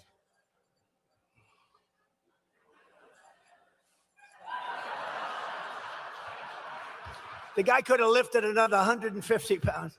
The whole thing is crazy, okay? But the Democrats want men to play in women's sports. And I won't go into swimming or anything else, but the whole thing is ridiculous. And we want no transgender surgery and mutilation of our children. So with the help of everyone in the villages, I only got 97% of the vote. You know, we're still looking for that 3% also. Could all of those that voted for, don't forget, I had to run against two candidates. One was Sleepy Joe, and then he petered out. You know, typically when you're 30 points down, you're not going to win. Think of it. It's like you're in a fight. UFC, the great Dana White, you're in a fight. The fighter's being just absolutely killed, and they take him out, give you another guy to beat. That's not. So they gave me another guy by the name of Kamala. And they said she'll have a 6-week honeymoon period, and then they'll get to know her. And it's true. Remember, she had a little honeymoon period, and she wouldn't do interviews. She wouldn't do. I said there must be something wrong with her. Why wouldn't she do even favorable interviews like Dr. Phil? Dr. Phil would have done an interview. I don't know if he would have been so nice to her. Actually, he might have been tough. He might have been tough on her, Phil. But so then I had Kamala. We beat Kamala by 3 swing states and still win the election. He's leading by so much he could win. We won all 7 swing states. We won the Electoral College in a landslide. We won the popular vote by millions. We won the popular. You know, I hated the first time. We won the popular vote the first time too by a lot, by millions. But they had me down a little bit in the popular vote, and they'd always introduce me. Donald Trump, who lost the popular vote. This is the way I got to always introduce. That's why I said, I got to win the popular vote. You know, it's all about the Electoral College. But every time they introduce me, they'd say, ladies and gentlemen, a man who lost the popular vote, but he's president. This is the way I got introduced, you know? So I said, I don't like that. So we won the popular vote by a lot with all their cheating. That was popular vote AC. You know what AC means? After cheating. We still won it. Because they cheat like hell. That's what they do best. They cheat on elections. Look, if they did, in all fairness to them, if they didn't cheat, it would be impossible to win. You don't win when you have open borders, when you have men and women's sports, when you have the transgender, think of this, transgender mutilization of your children. Oh, please vote for me. I'm all in favor of transgender mutilization of your child. You don't win the kind of things, weak on crime, high on taxes. They voted against all of these tax cuts that we got here. They voted against. They didn't vote against because they thought they were doing something good. They voted against because I was in favor. Anything I'm in favor, I'm telling you, I'm going to run a much different. I'm going to oppose all of those things that are really, really good. We're going to win. We're going to get such Democrat support. You're not going to believe it. They have no clue. But we're going to keep on fighting for American seniors. We've done more for the senior than any other person ever in this office. And we're going to keep on winning for America. We'll honor 250 years of independence, liberty, and freedom. We have it coming up.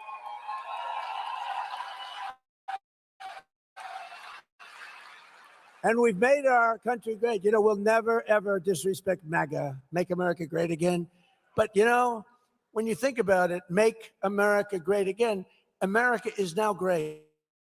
Make America Great Again. But I'm still not getting rid of MAGA. We're not getting rid, because MAGA is the greatest slogan, the greatest branding, the greatest anything in the history of politics of any country.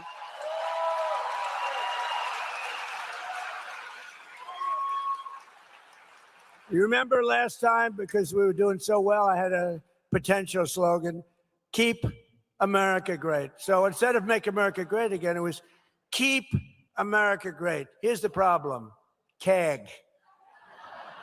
I said, that doesn't work, CAG. And I just couldn't get away. And then I did polls. Would you rather have MAGA, Make America Great Again, or CAG? Keep it. And everyone says, we want MAGA, we want MAGA. But what we do have is a new kind of a thing. It's America is back. And that's really true. America is back. Bigger, better, and stronger than ever. It's back bigger, better, and stronger than ever. And just to put it in some words that you've heard before, together we will make America powerful again. We will make America wealthy again. We will make America, Dr. Oz, healthy again. We will make America strong again. We will make America proud again. We will make America safe again. And we will make America great again. Thank you. Thank you very much.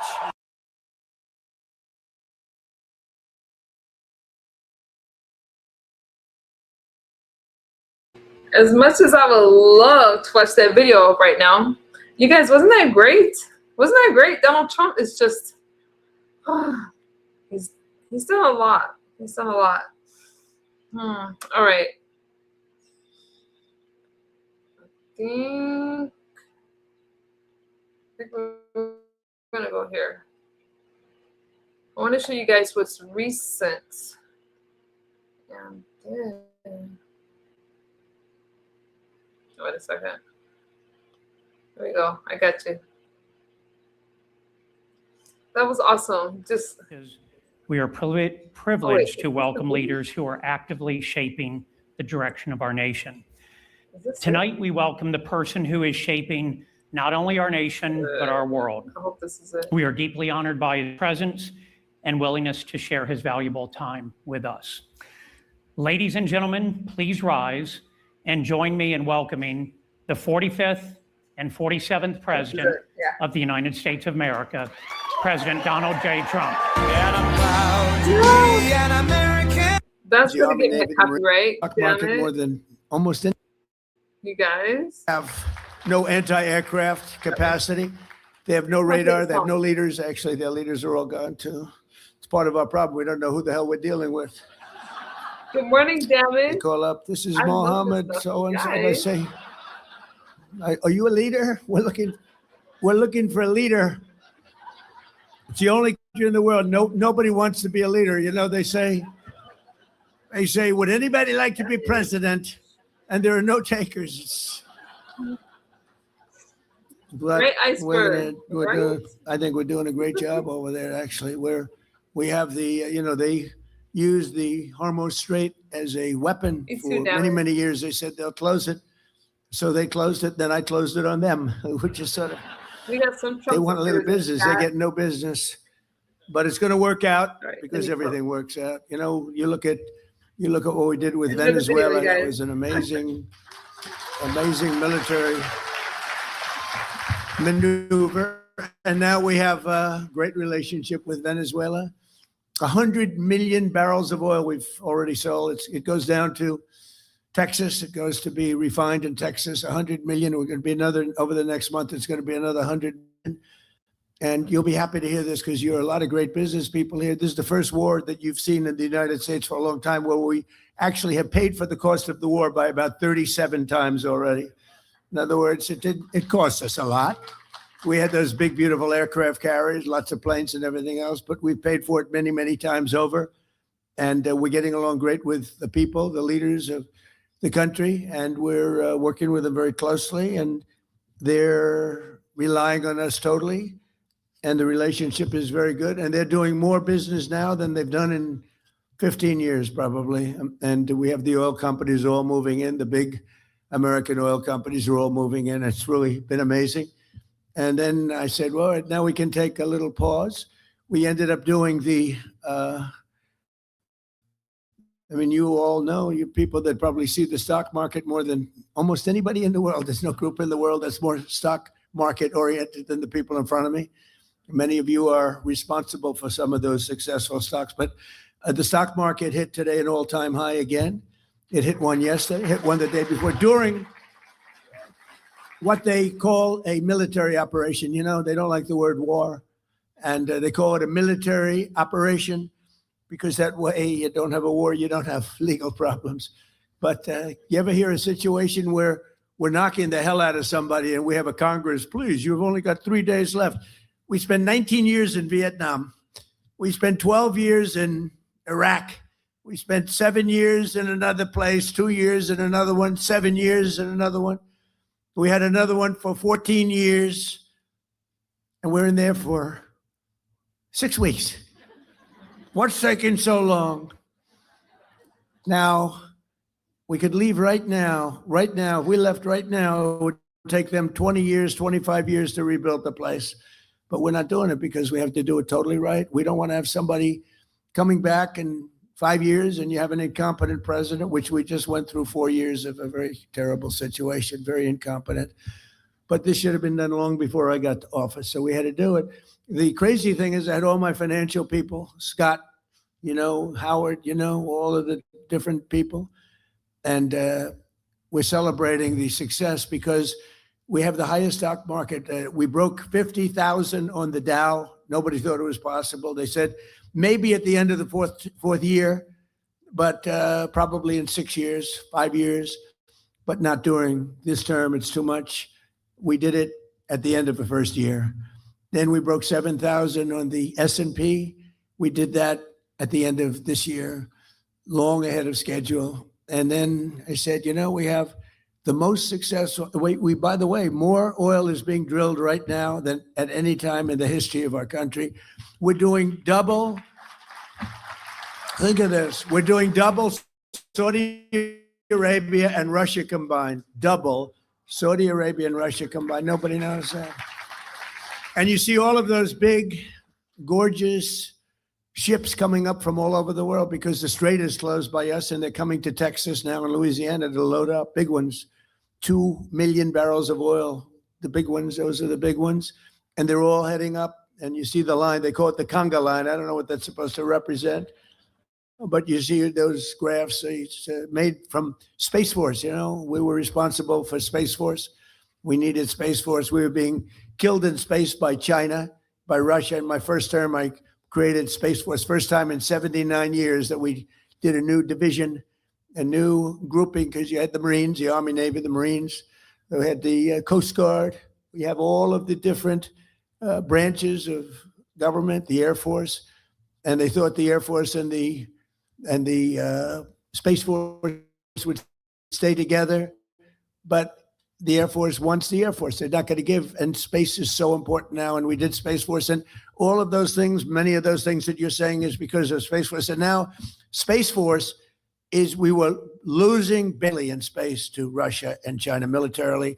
Now we're way in the lead, way in the lead. We have the greatest space capacity of any country in the world. So we're very proud of that.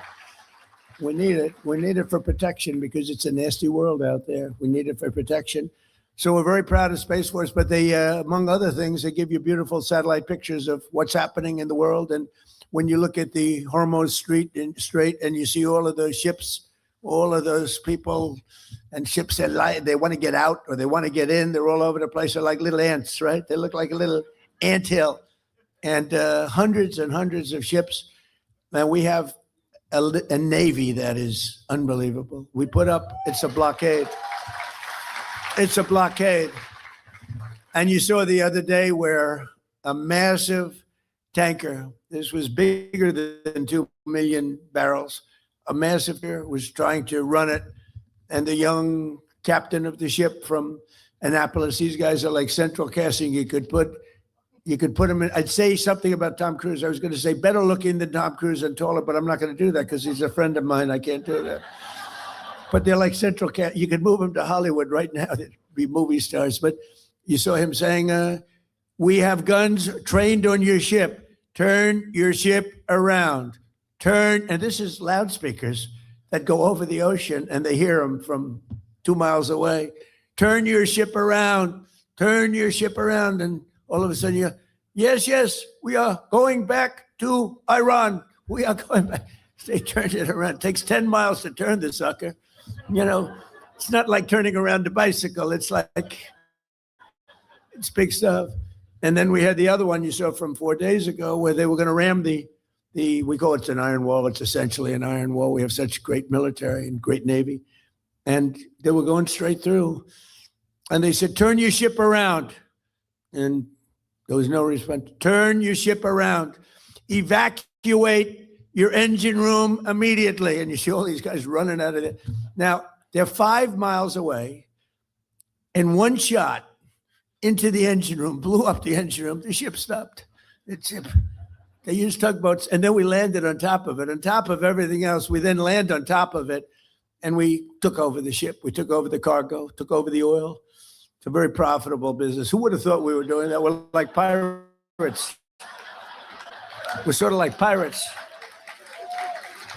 But we're not playing games because, for 47 years, Iran has been pushing everybody around. They're the bully of the Middle East. They've been scaring everybody. Israel and Qatar, Saudi Arabia, UAE, Bahrain, Kuwait, all of them. They're all, it was the bully of the Middle East. I understand it. Bush made a mistake. He took out Iraq. Iraq, and by the way, I congratulate the new president of Iraq. I endorsed him. I'm now in the business of endorsing political leaders from foreign countries that nobody's ever seen before. And we have a pretty infallible record. We've won a lot of them, but I endorsed the man because we didn't like the man that was the president of Iraq, and we endorsed somebody that not a lot of people have heard of, and he won in a landslide.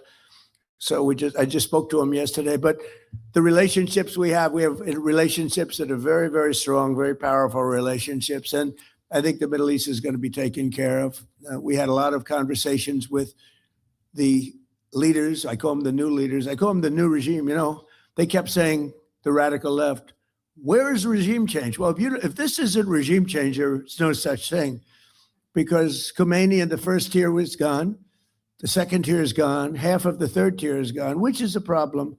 That's a problem because we are trying to figure out the right one to talk to. We talk to one and then another one calls up. Let's make a deal. But I think we're in a very, I know we're in a very strong position. There's the expression that we've all heard, or many of us have heard, if you like the fights, if this were a fight, they'd stop it. But again, their military they have some missiles left. They have some missile making capacity left. We've knocked out about 85% of their manufacturing capacity for new missiles out. We've knocked about 82%, but that means they have missiles left. We knocked out most of their drone making factories, but they have some drone capacity left. And drones are pretty effective, but we've also developed, in the meantime, If you remember, the German U-boats were a horror. Nobody could stop them. And then all of a sudden they come up with sonar, and it went from nobody could stop them that it was the worst place in the world to be is in a U-boat. The drone, anti-drone capacity that we have now is fantastic. They have new weapons, lasers. You can see the lasers. They go into a laser. They just burn like they just boom. And we have that, and we have very special machine guns with large scale bullets operated by a computer. And as they come in, it just knocks them out like it's amazing. But with all of that being said, there's still danger. There's always danger with war. With war, you never know what happens. Look at Russia. It was supposed to be a one-day war, and it's 4 years, right? And you see that, and it's really a terrible war. And it's a lot of people died. Last month, they had 25,000 soldiers, mostly soldiers killed. It's like a bloodbath over there, and I think we'll get that. We've settled 8 wars, and that should be the 9th. But it's a rough one. It's a rough one.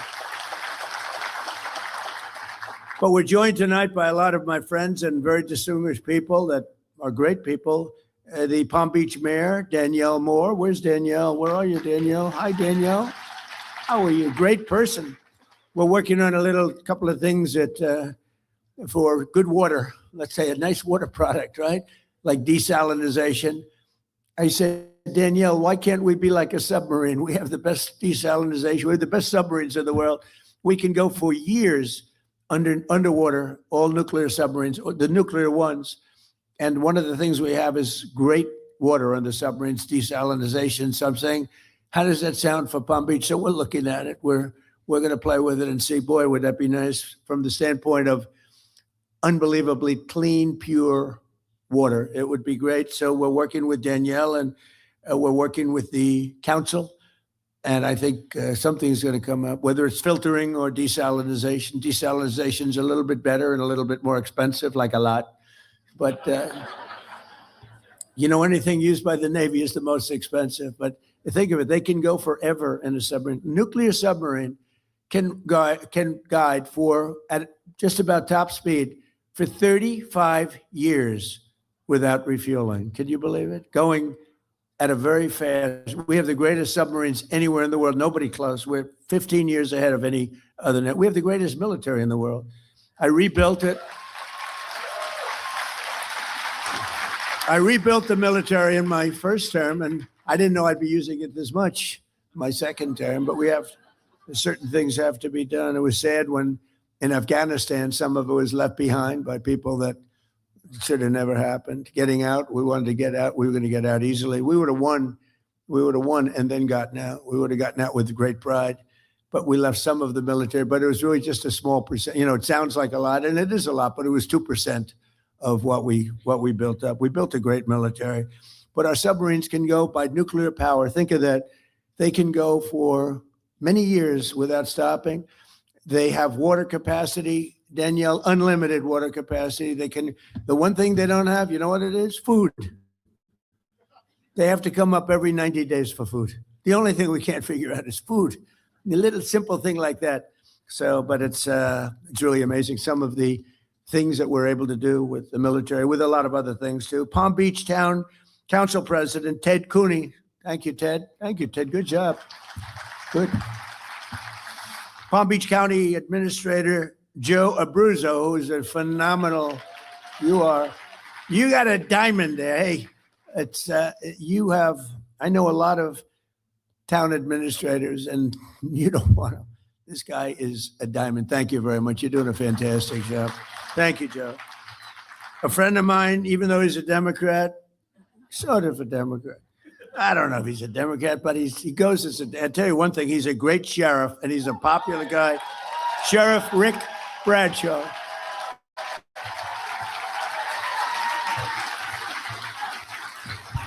So I shouldn't tell you this. I told this to Rick, and I know how tough he is, and also I figured this might happen, but I voted for Rick. He's a Democrat. This could be the end of my presidential career. I voted for him, and one of the reasons I voted for him was he's great. The other was that I was afraid he'd check my vote. And you know what? I think he did, because there was a story in one of the papers that, I don't know, I did some filing and they actually checked my vote and I voted for Rick. So that's pretty good, right? All right, I'm in trouble with the Republican Party, but they'll understand. I'll figure that one out. Great job, Rick, really. Candidate for mayor of West Palm Beach, Christina Lambert. Christina, wherever you are, good luck. Good luck. And former Florida CFO, Jeff Atwater. Jeff, thank you. We have a friend of mine for a long time, Pepe Van Hool. He's the sugar. He has a monopoly on the sugar market. I don't know if that's good or bad. Pepe. I think it's good.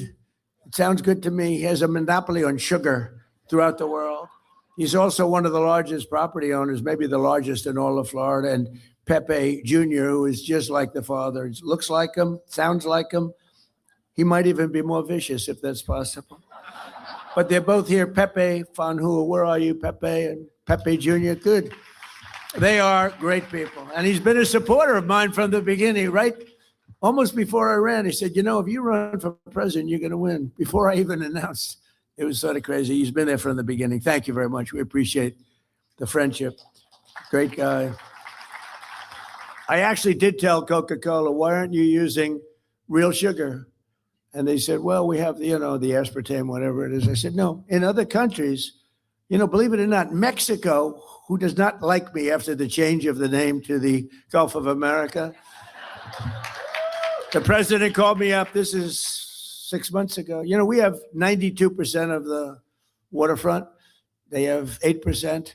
And I always wondered, why is it the Gulf of Mexico? For a long time, even looking as a kid, I said, well, Gulf of Mexico, it's such a powerful name. It's such a powerful thing, the Gulf of Mexico, but it should be the Gulf of America. I mean, I'll say it only within the confines of this room, because I know there's a lot of fake news back there. Within the confines of this room, Mayor, you're not going to tell anybody, please. I was thinking about seriously calling it the Gulf of Trump, but I really was. But I was told by some very wise people, please don't do this. That's one I don't think would have worked. What do you think? That wouldn't have worked too well. But it's such an honor to. You look at that incredible, powerful, beautiful, really rich area of water. There's probably very little like it anywhere in the world. When you look at all the rigs out there, all the wealth that's underneath that water, and now it's the Gulf of America. And the president of Mexico called me. He's not too fond of me anymore, but when she heard about it, it was put in some paper. Somebody leaked it someplace always. You always have leaks. When you're in my world, leaks are a part of life. And it was leaked that I was going to change the name of the Gulf of Mexico to the Gulf of America. And she's a beautiful woman, a very nice, I never like to talk about beauty because it's usually the end of a political career. If you say somebody's a beautiful woman, they say, what a terrible, terrible thing. Everybody hates it except the woman that you're talking about. They love it. So I won't say she's a beautiful woman, but she's a fine woman. And she is. And she's got this incredible, beautiful voice, elegant voice.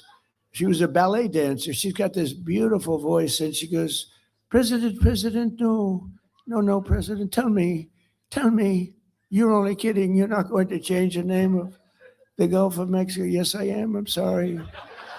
No, please.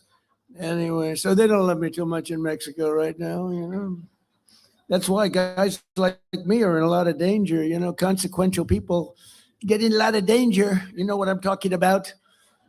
Saturday night, it was good for one thing. People are loving my ballroom now. That's the only thing. They love my ballroom.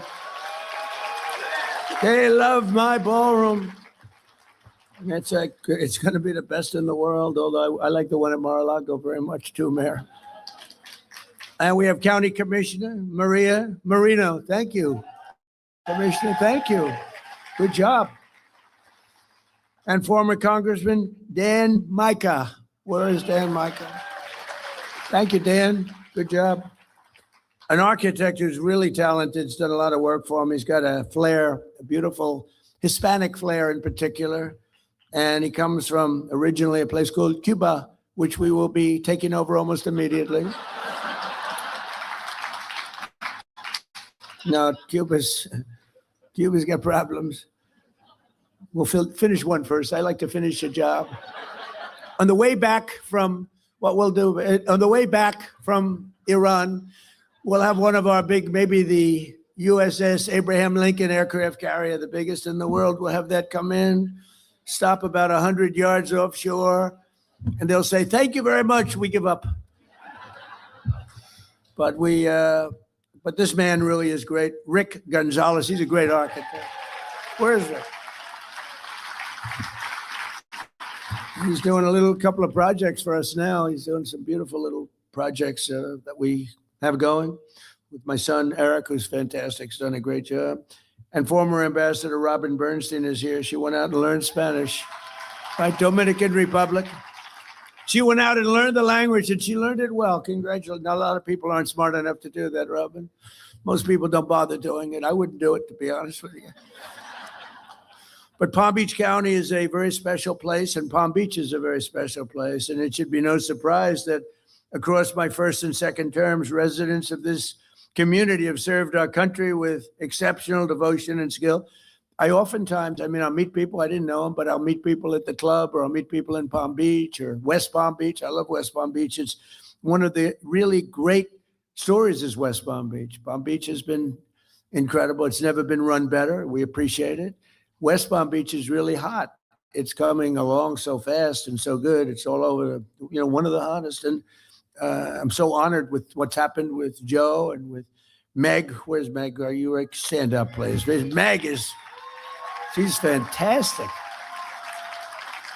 But I do want to thank you, and I want to thank everybody that voted. We was really a bipartisan vote, if you can believe it. I'm not used to that, when you have Democrats voting, but with the name change on the Southern Boulevard and the airport, and I can only tell you we will work to deserve that name. And we love you guys, and we're working with you in Washington and a lot of different things. And I think it's been a great partnership. Florida generally, but this area, I feel so strongly about it. We have to help and make it even better. All over the world, they love it and they talk about it, and we have to make it and keep it first class and the best.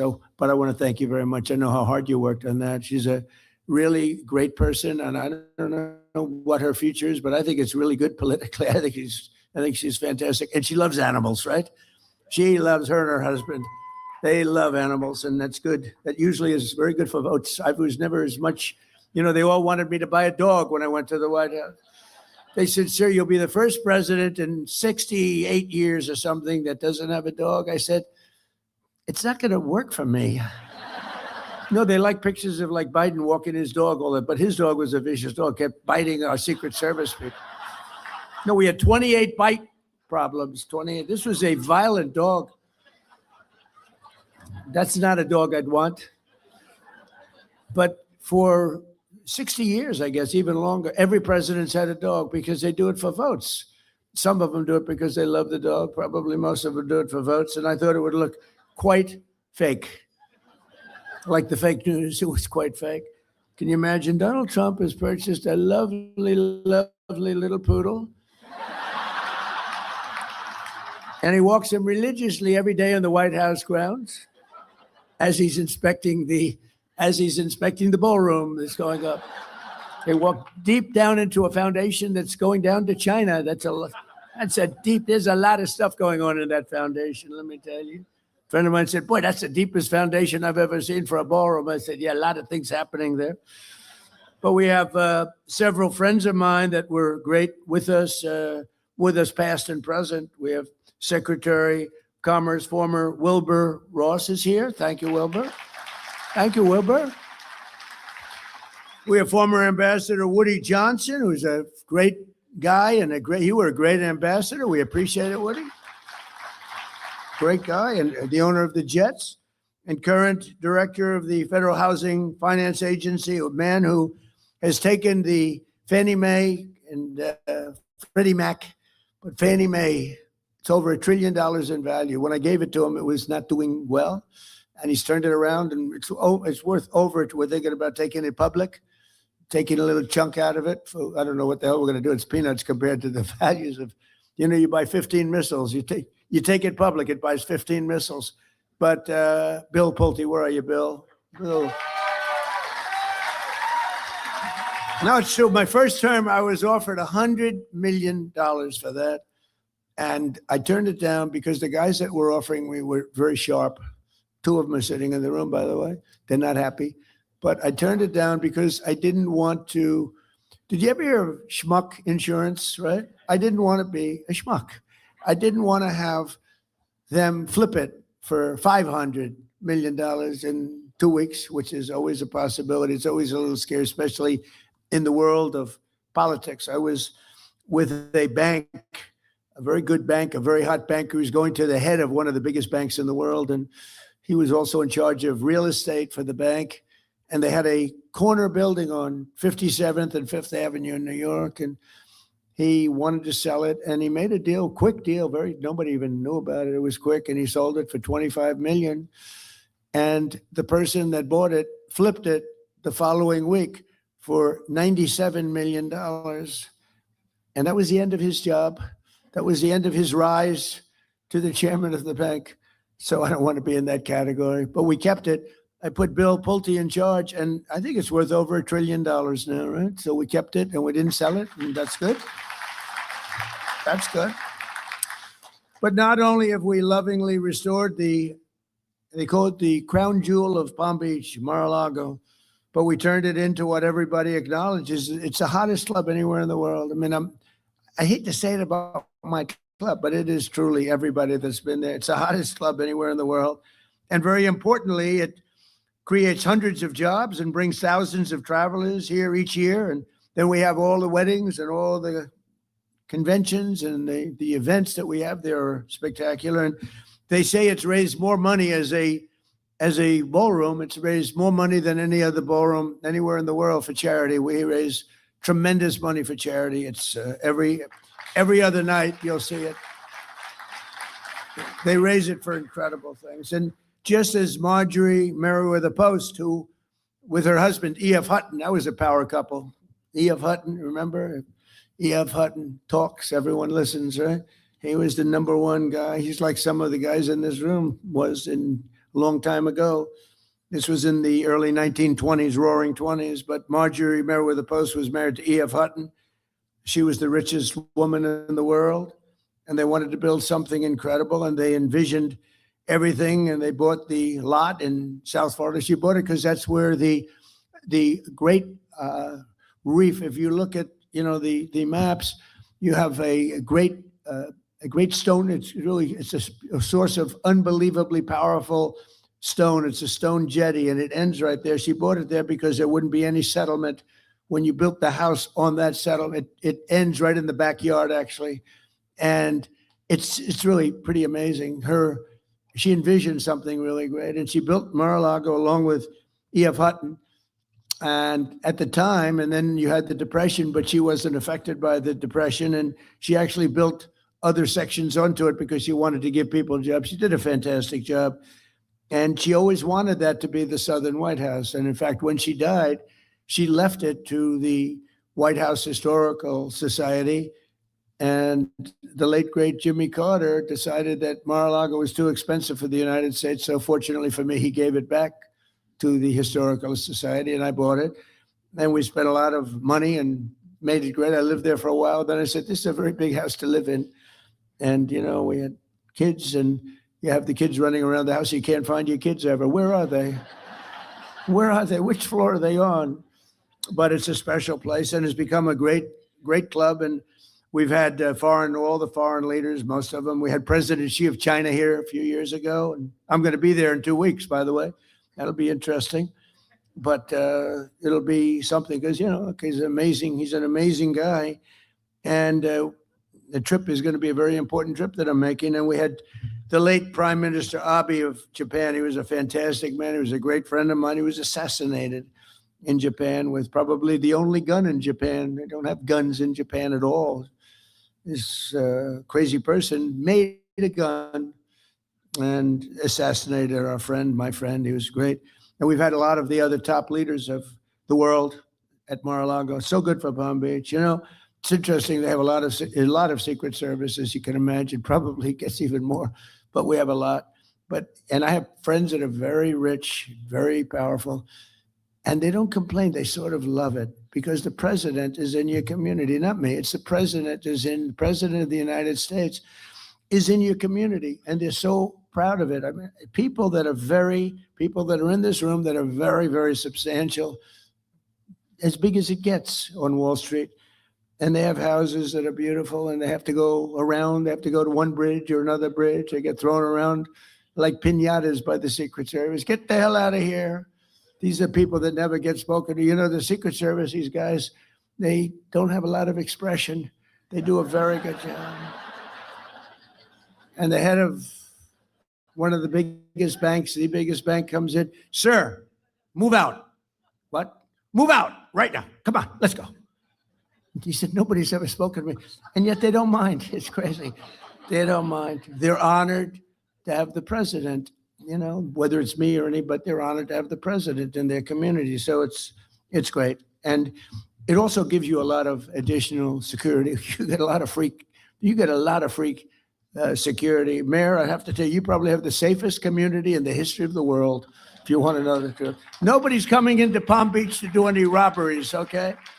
In addition to a really great police group that you have, they work very closely, and the firemen and policemen, and we have the ball over, the policeman and firemen's ball, and I think it's become the hottest ball over with John Scarpa and all the people, Tim, all of the people that do it. I think it's the hottest ball, but it's an honor to work with the police. I also based my campaign here on election night in 2024. We had a great victory party just across the street in the convention center, and that was quite an evening. We were waiting for the decision, and it came early, around 9:02, and they said, Donald Trump will be the next president of the United States of America. It was very cool, actually, I thought.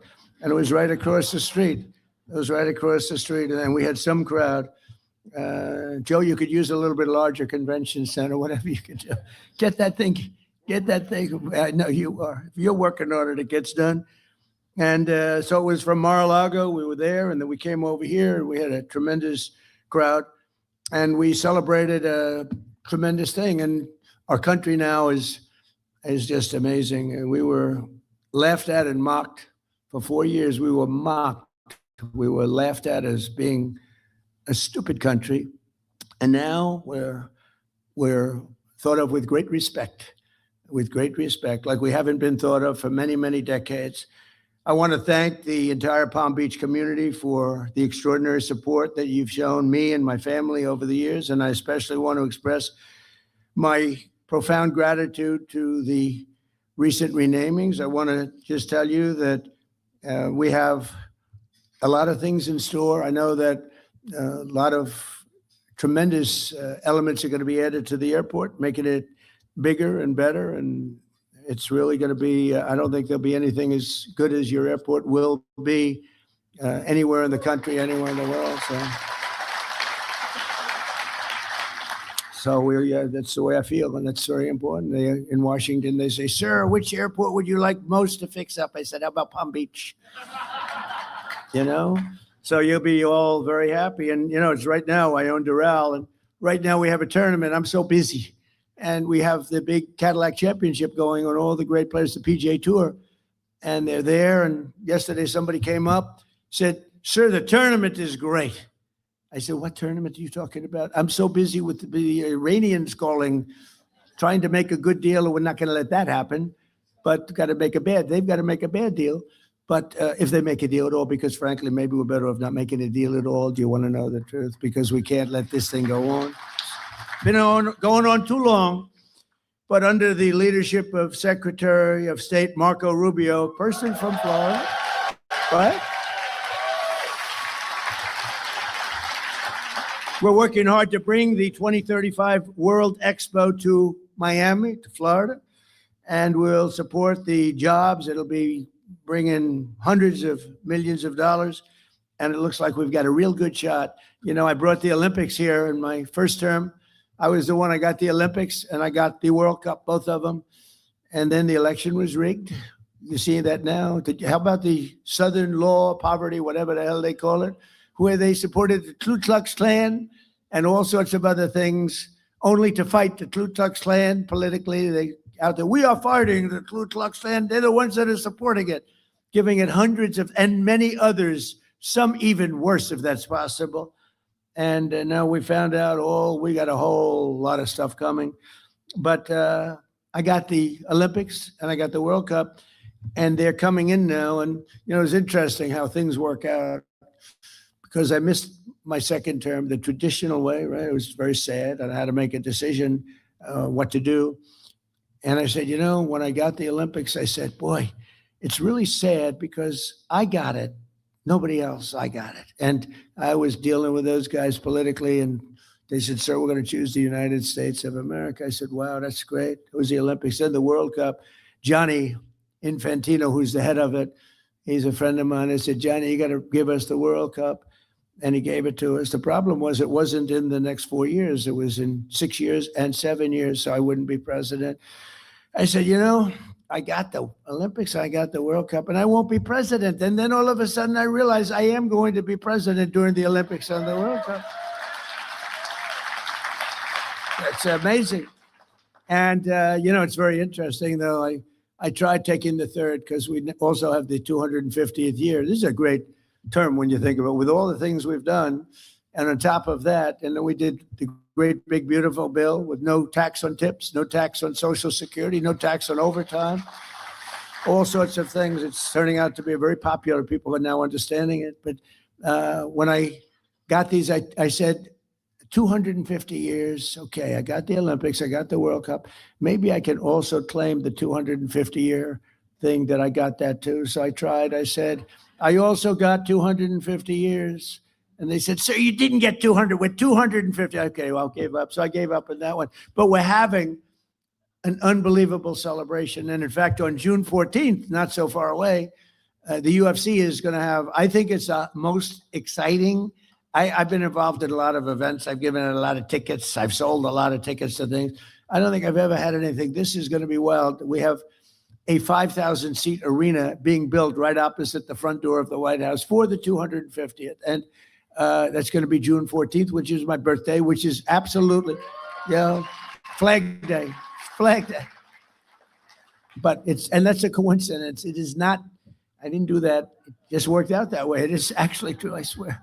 I did not do it. It worked out that way. But it's June 14th. At least it's easy to remember. And they're building, it's going to be a Sunday night, and it's going to be on CBS. And then they're having, that'll be a 5,000-seat like arena that's going to be sort of a one that they put up. UFC, Dana White, the great Dana White, he's fantastic. And then they're having anywhere from 75 to 100,000 people in the park. Right across from the White House is a beautiful circular park ellipse. And that's going to be having thousands and thousands of people. And they have 8 massive screens being built, and people are going to be able, there's no charge to anybody. Everything's free. And it's going to be something really fantastic. The biggest problem I have is the 5,000-seater. I have everybody that wants tickets, but it's one of the hottest things. And then we have the IndyCar, as you know, they're doing a race. Roger Penske, and he said, I've come to Washington 142 times over the years trying to get an IndyCar race in Washington around the Capitol. He said, and I've never been able to do it. And then I gave it one last chance. And I saw my friend Donald Trump president, and in a half an hour, I had the whole deal done. We made a deal. So they're going to be, it's a little bit like the airport, right? And in literally it's going to be great. In half an hour, he got the deal done. He's so happy. Roger's incredible. He's won 20 Indianapolis 500s. I gave him the Presidential Medal of Freedom. I said, it's amazing. These countries, Germany, Japan, they spend billions of dollars on cars trying to win the Indianapolis 500. And, they rarely do it. I don't know if they've ever done it, but they rarely do it. They spend all this money. Roger Penske's won it 20 times. So needless to say, he's quite good in the automotive division. I mean, the guy is amazing. He's won 20 Indianapolis 500. It's not even believable. So I gave him the award when he won his 18th. I said, Roger, I'm going to give you the Presidential Medal for what you've done is amazing. And since then, he's won 2 more. I don't know what it is. It's crazy. But he's a fantastic guy. So we're going to have the Indy, which are the racing cars, the Formula One type car. And that's going to be something that everybody's looking for. We're providing $42 million of improvements in Florida railway safety. You know that. And $210 million to the state for rural health care.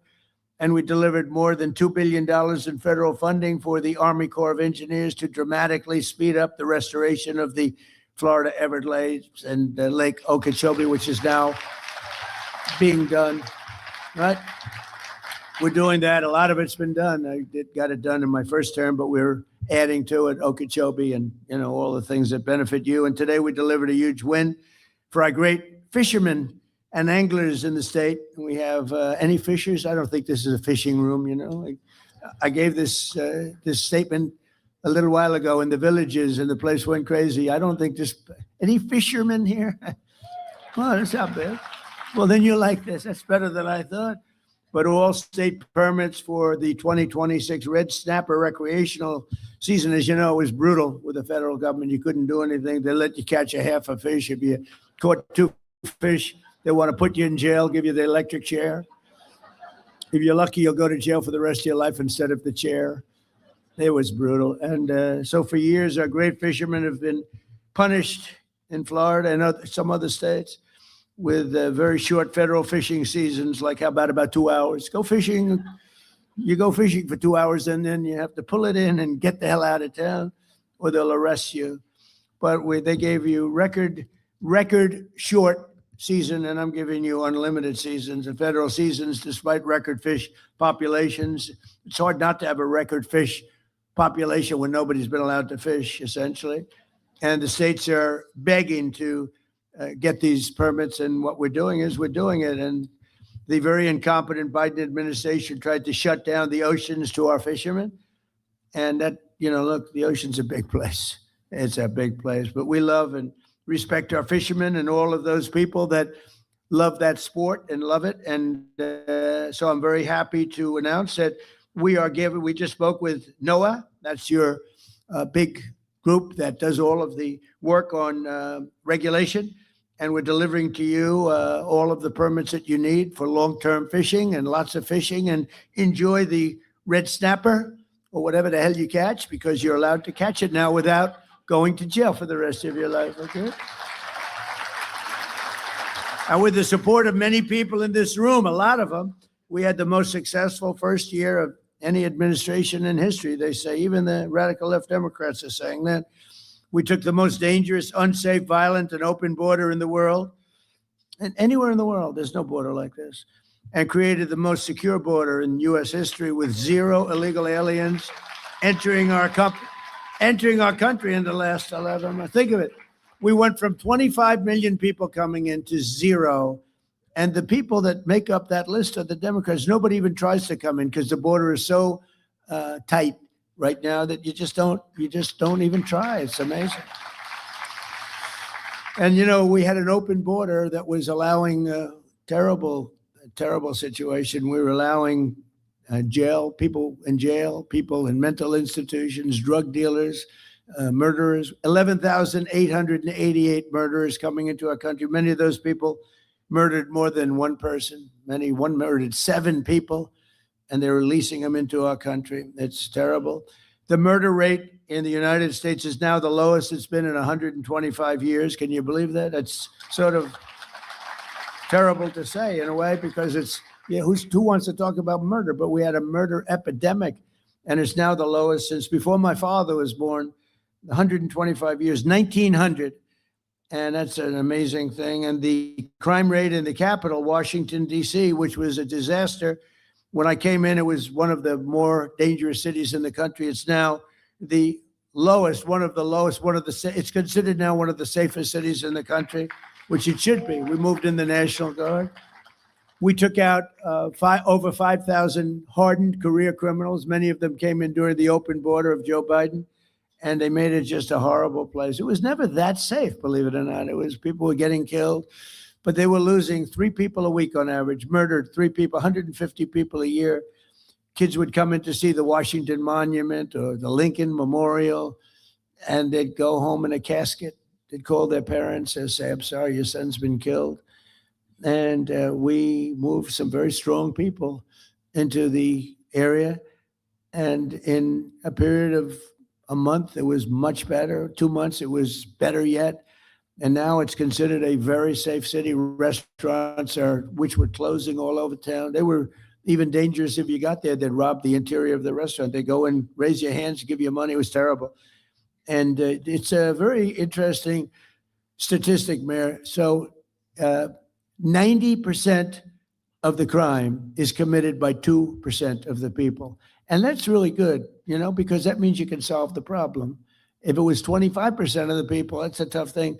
2% of the people commit 92% actually of the crime. It's incredible. It's great because you get rid of them and you don't have it. We took out over 5,000 hardened career criminals, numerous murderers, and they're gone. They're back in their countries or they're in jails. We've secured the largest reduction in drug prices in American history. Under my most favored nation agreements, we're delivering your record-setting discounts with price differences of 400, 500, and even 600% lower. And what that is most favored nation. We were the highest priced drug nation anywhere, prescription drugs anywhere in the world, by far the highest.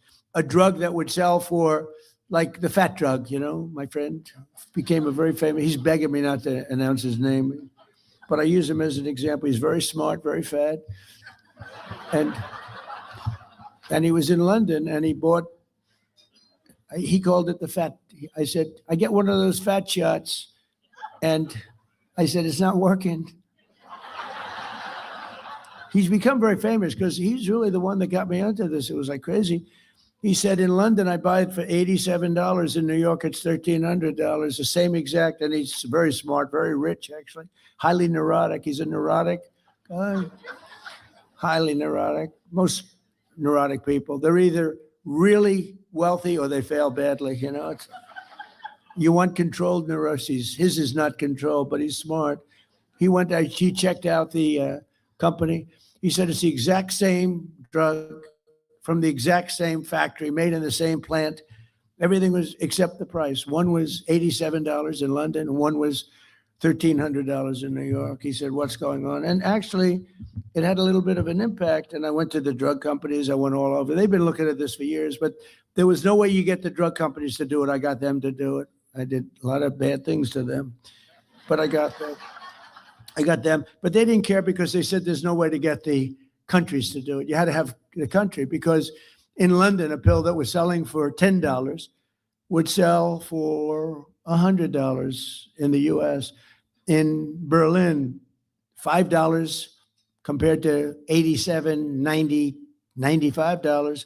A tremendous, sometimes 10 times, maybe more than that. So they said, you'll never get the country, sir, but we're with you. They didn't know this was going to happen. I said, I'll get the countries 100%. So I called up, you might have seen this. I mean, I've said it a couple of times. I called up the countries and I got France. That's Emmanuel Macron. Beautiful accent. I said, Emmanuel, you're going to have to lower your drug prices in the United States because you're making it impossible for us. I mean, your prices are low and our prices are high, and you're going to have to, no, Donald, I will not do that. You see, there, because the world is bigger than the United States, it's really not as bad for them as it sounds. If they double their price, we can lower our price to them because of the size. It's a world situation. The whole world was ripping us off. We were paying 10 times more, 5 times more, crazy. And so I said, no, Emmanuel, you will do it 100%. No, I will not do it. So if he had a pill that sold for $10 and he had to sell it for $20, that's a big increase, right? But I said, it's not fair, Emmanuel, because we're not fair.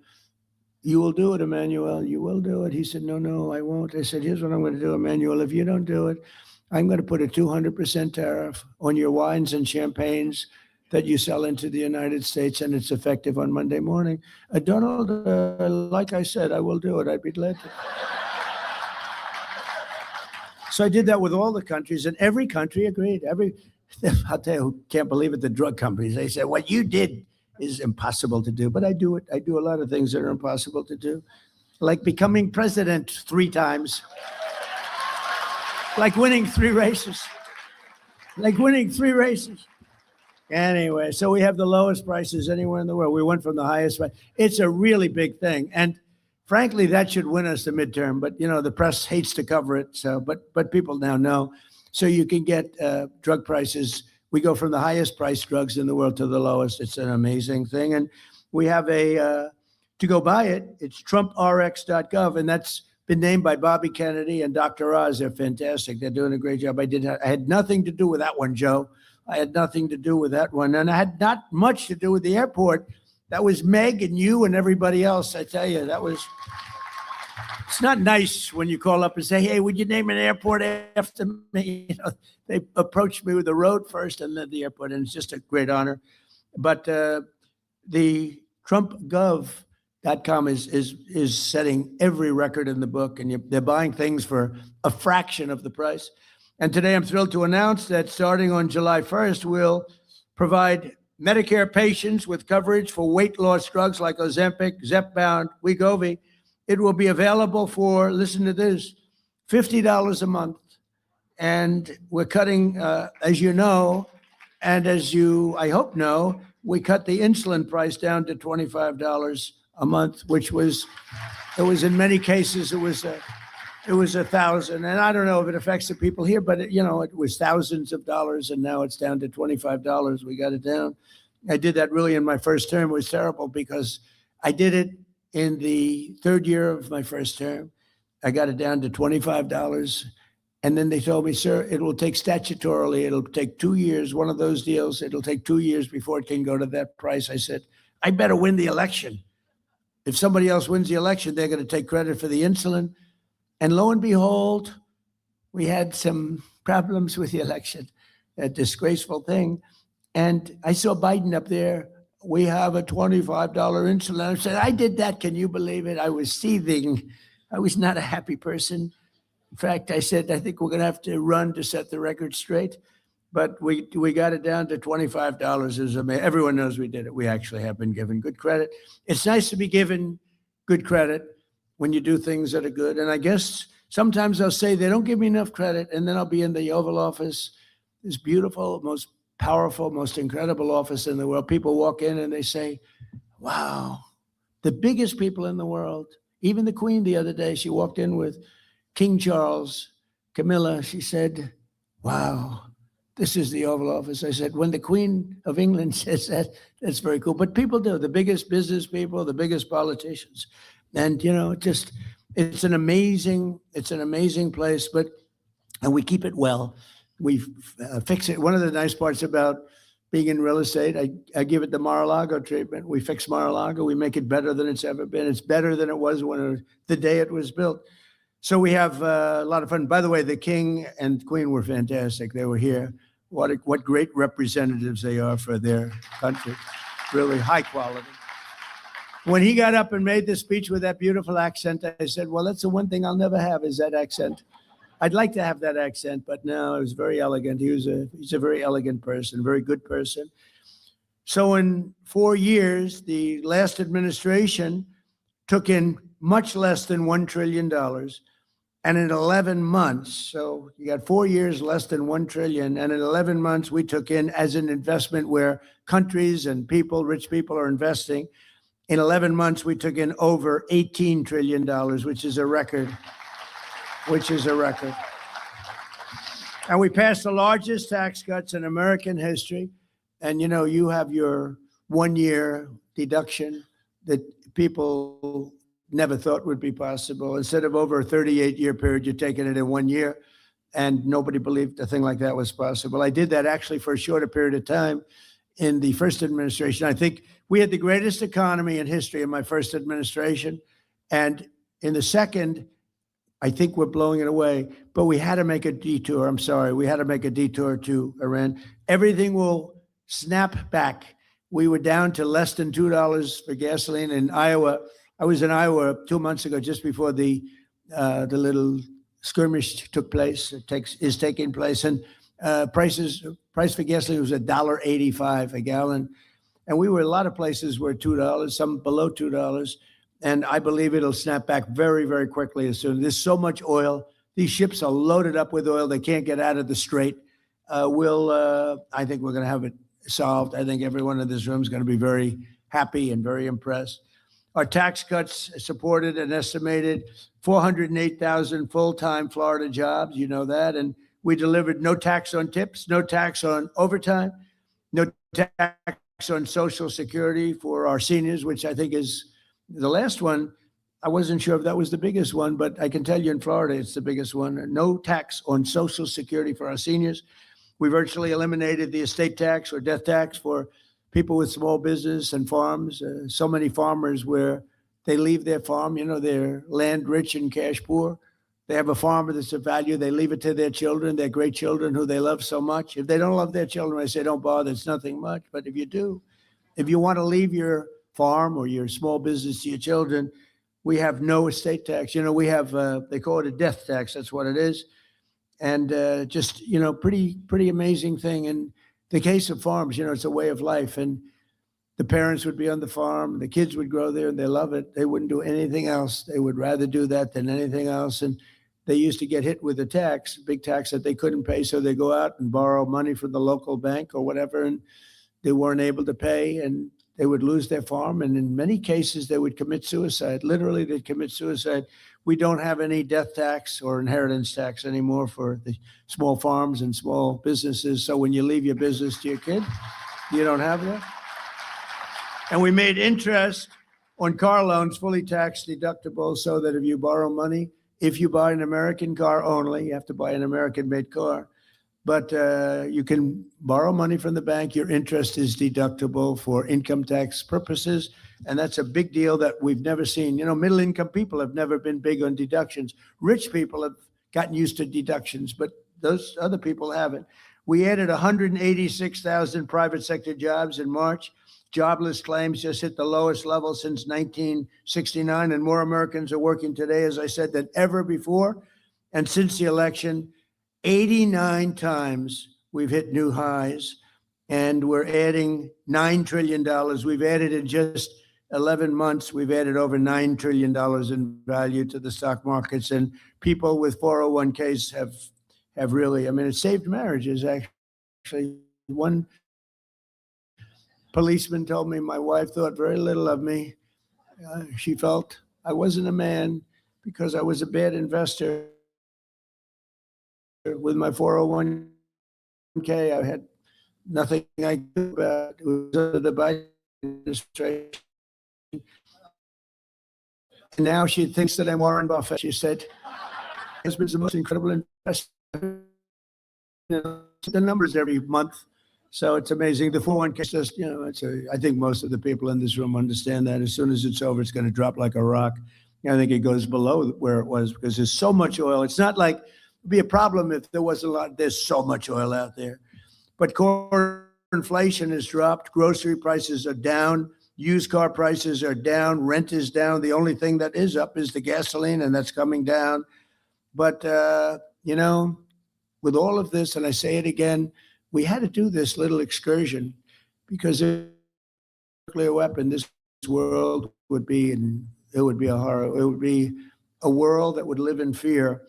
And it should have been done for 47 years by other presidents and other countries, frankly, but it wasn't. They were all afraid of Iran. It's very strong, was a very strong country. We've blown the hell out of them, if you want to know the truth. But we've leashed American energy with that simple policy of drill, baby drill. And I'll tell you, we're producing more oil and gas now than we ever have at any time. And we're investing over $1.5 trillion next year in the military. And we have the greatest military by far anywhere in the world, stronger than any other country by far. And thanks to our warriors and their allies, the Israeli Defense Forces today, the Iranian regime has none of those things that we talked about: Navy, Air Force, anti-aircraft capacity, no radar. And again, dozens of their leaders are no longer with us. They're elsewhere. Most importantly, though, thanks to our blockade, the blockade has been unbelievable. They're unable to export any energy, and they're crumbling as an economy. But I just want to say that we have now a great country that's respected again. We're a country that is winning like it's never won before, and we're going to keep it going. And I just want to thank all of the people from this area of the world. It's a great area of the world with great leaders and people, and it's people that I have a lot of respect for. But it's an area of the world that everyone's talking about, and it's an honor to be a member of this group of people, very distinguished, such distinguished people. I mean, I'm seeing so many people, the people that you read about, the people that you look up to, and they happen to be here. Speaking in front of you with Harvey, my lawyer, the lawyer. If he ever loses a case, I'll fire him so fast. But he's my lawyer, and he said, would you do it? I said, absolutely. And I know it's turned out to be great because outside they have thousands of people trying to get in, so that's a good feeling. But I just want to thank very much all of the people of West Palm Beach and Palm Beach, all of the people that we've dealt with. You are really fantastic. Thank you. Thank you very much. Thank you very much. Thank you.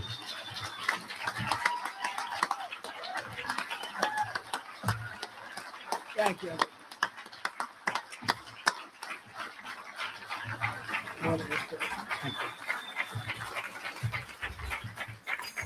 Mr. President, if you would stay with us a few more moments, we appreciate your time.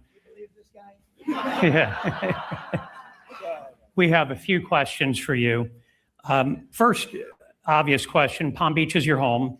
Your children, your grandchildren all live in Southeast Florida. Key members of your administration are from our community. Your future presidential library will be in Miami. An airport here will be named in your honor. And you often govern from here.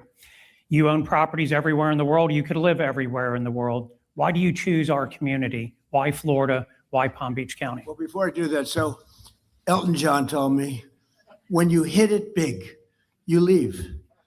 We hit it big. Everybody's standing over. Now Harvey says, can we ask you a couple of questions? He said, when you hit that last song big, don't go out for an encore. Or if you go out for an encore, make sure you leave when it's hot. And here we are. We had a standing ovation. Everyone going, they loved it. And Harvey has to ask me a stupid question like that. They gave me the question. Sure. But you'll answer. okay, here's my answer. You know why? Because I like the area. Okay, next question. I like short answers. 250th anniversary of our nation, which you spoke about. Is there a particular moment in the founding of our nation that has always resonated with you? Well, I think when you look at the wars, the revolution itself, you take a look at what took place. It's that 1776 is amazing. It's interesting. We gave our military a bonus, and it was $1,775. And I looked at the number, and I had to sign off on it. I said, wait a minute, this is $1,775. If we add one more dollar, Harvey, it's $1,776. And I had to get approval. Can you believe? Actually, $1 is actually a lot, but it's not that much. And so we made it 1776. It's just special. I mean, the whole place, it's a special country. But when you look at some of the movies and documentaries about the founding of our country and all of the great people, George Washington, Abraham Lincoln, Thomas Jefferson, Lincoln later, but Thomas Jefferson, all of the original founders, and some of the ones that are least known are actually the most important and the most interesting, actually. But when you look at all, then you have the Civil War. The Civil War was brutal. It was a brutal. I always said, why couldn't that have been settled? And maybe it could have been, but it was a brutal war. It was supposed to last one day, and because Robert E. Lee was an amazing general, I deal with generals a lot. And I ask, who was the best general? A lot of them say Robert E. Lee, because he took something that was supposed to end in one day and it went 4 years. And with the exception of Gettysburg, that was not good. That was not a good one. It was not a good day for him, but that didn't happen. He would have actually won. They were going for New York, and they heard they were going up a hill, Harvey, just going up a hill. Robert E. Lee heard that. Stonewall Jackson was killed as great general, and so he didn't have him. He had another general, and they were going up, and he sent 5 messengers on 5 horses, hoping that one would get through because they were all being shot. It was a bloodbath, and it was never fight uphill, me boys, never fight uphill. He was fought uphill, and they just got wiped out. But that whole, to me, the Robert E. Lee era with Ulysses S. Grant, Abraham Lincoln. I mean, to me, that is such an amazing.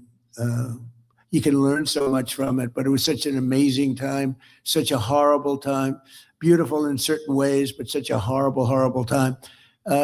We have a fascinating country, whether you're talking about 1776 or a little bit later on, or I think right now, in many ways, I believe we're in the golden age of America. You know, I'm glad he actually asked me this question, because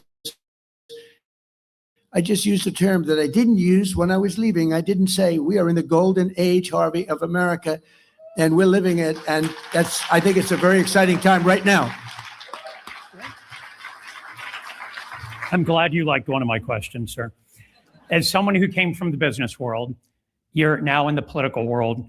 What is the biggest difference between being a leader of a company versus being a leader of a country, if any? I can get myself into big trouble. Well, a lot of people ask it in a little different form. They say, who's tougher, politicians or businessmen? Because I dealt with both at the highest level. And I always said, oh, businessmen are much tougher. They're not even close. But then I spent a little time in Washington. And now I say it's not even close. These politicians are ruthless, vicious. They are liars, like our people from our great town council. But these are vicious people. I mean, what I see, Shifty Schiff, all these crazy people that we have to deal with, think of it, Comey, how's he doing? No, the people that we deal with in Washington, they are very tough. And even the leaders of other countries, look, now we're dealing with Iran. So when they used to ask me that question I'd say for the first month, I would say, oh, businessmen. After about a month and a half, after getting impeached twice for nothing, I said, politicians are far worse, far worse. Yeah, right. So it's a big difference. I will say this. There's nothing more beautiful than a really good politician who's honorable.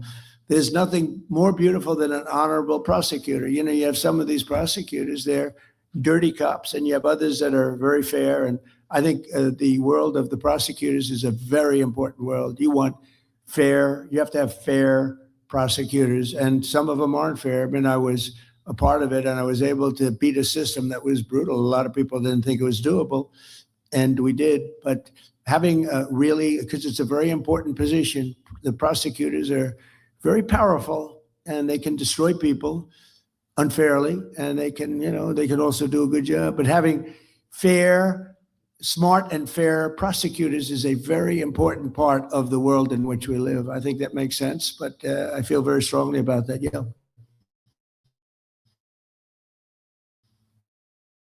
Last question. Well, it's a two-part question. What is the most bizarre thing you've encountered as president, and what still surprises you about the job, even in your second term? Well, if I told him what was the most bizarre thing, I'd have to probably resign in about 3 minutes as I walked off the stage. You think I'm getting there? I'm not. But the one thing I won't respond to that question. But you would be very interested. But I just think that it's a great honor to be doing what I'm doing. And, you have everybody watching, everybody looking, everybody second guessing.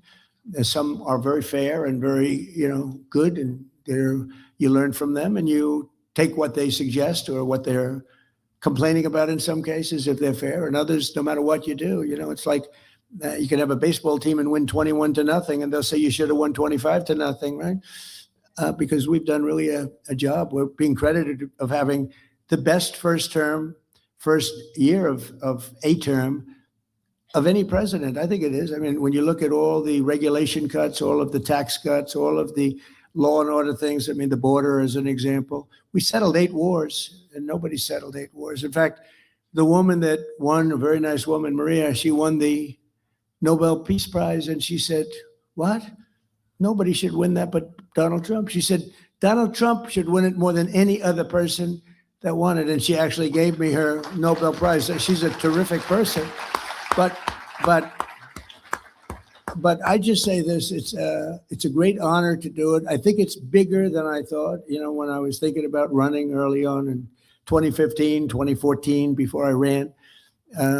I had no idea it would be this big. I had no idea we could make this kind of an impact, but we've really made an impact. In a little bit more than a year, we've turned this country around. I thought it would take longer than that, but we've turned it around. And again, we're the hottest country. The King of Saudi Arabia said it. I was over there a year ago, and I said to him, we were there after 4 or 5 months, it was obvious what was happening. But he looked at me and he said, President, I must tell you, I thought America was dead. We weren't going to invest. Nobody was going to invest. You had a country that was dead, and now you have the hottest country anywhere in the world. And we do. We have the hottest country anywhere in the world, and we want to keep it that way. Thank you very much, everybody. Thank you. Thank you very much. Thank you. Nailed it. Thank you. Thank you, everybody.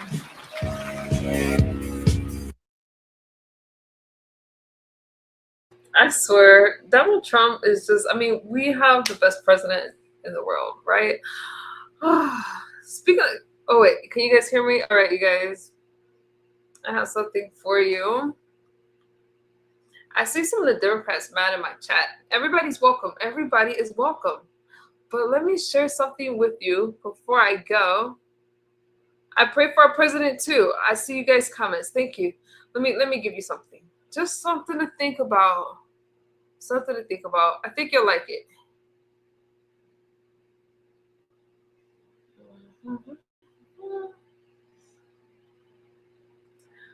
Just something. I couldn't say it better myself. Hakeem Jeffries, who wants to be Speaker of the House, announced that everything's on the table, including the Supreme Court. In addition to the egomaniacal way that is put forth and so forth and so on, what the hell does he mean? They're going to pack the court with like-minded ideologues and turn it into their personal Politburo? Is that the game here? Look, sadly, that's exactly what he means. And today's Democrat Party, look, they're defined by hatred for Donald Trump. And they hate President Trump so much that it has driven them to crazy town. It has driven them to embrace every extreme left-wing position on immigration. They are full on open borders. The Democrats, I think, will never again vote to secure the border. They'll never again vote to fund ICE. On law enforcement, they are full on abolish the police, release the murderers, release violent criminals, release gangbangers. On issues of sex and gender, they're for boys and girls sports and men and women's sports, and they're for taxpayers paying to sterilize and mutilate kids and giving them sex change operations. Every one of those are extreme positions. They're literally 90-10 issues that the Democrats have decided, let's grab the 10% side. And their focus is, it is hatred, it is extremism, and part of that extremism is the rule of law does not matter to them. If they get control of the White House, the House, and the Senate, they will end the filibuster. They will pack the U.S. Supreme Court. They will make every illegal alien a citizen and a voter. They will make D.C. and Puerto Rico both new states. And they will do that to seize control forever. They will strike down every voter integrity law in the country, every photo ID law in the country, because the Democrats have made a decision that all that matters is they seize control. And look, it's their hatred for Trump they use to justify all of this, which is that they say he's so bad that we're justified doing anything, trampling the Constitution, trampling any semblance of democracy in America, as long as it keeps the Democrats in power. Be sure to like and subscribe for all the Fox News latest on YouTube, and catch full shows streaming now on Fox One.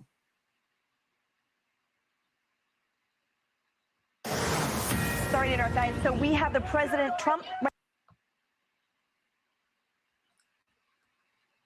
So,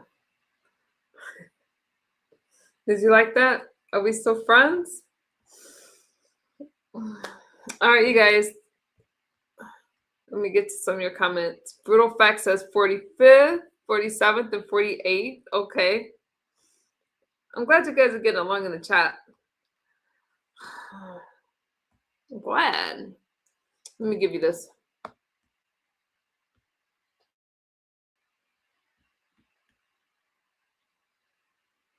No problem. No problem. I appreciate you guys hanging out with me. It means a lot. We live in a great country, and we are putting America first over here. I don't know what they do in other places, but that's what we do over here. Offer, and now is considering his options. One of those, he says, is to, quote, blast the hell out of them. This comes as his administration technically states the Iran conflict is over in a letter to Congress. It says the ceasefire that began in early April is still holding.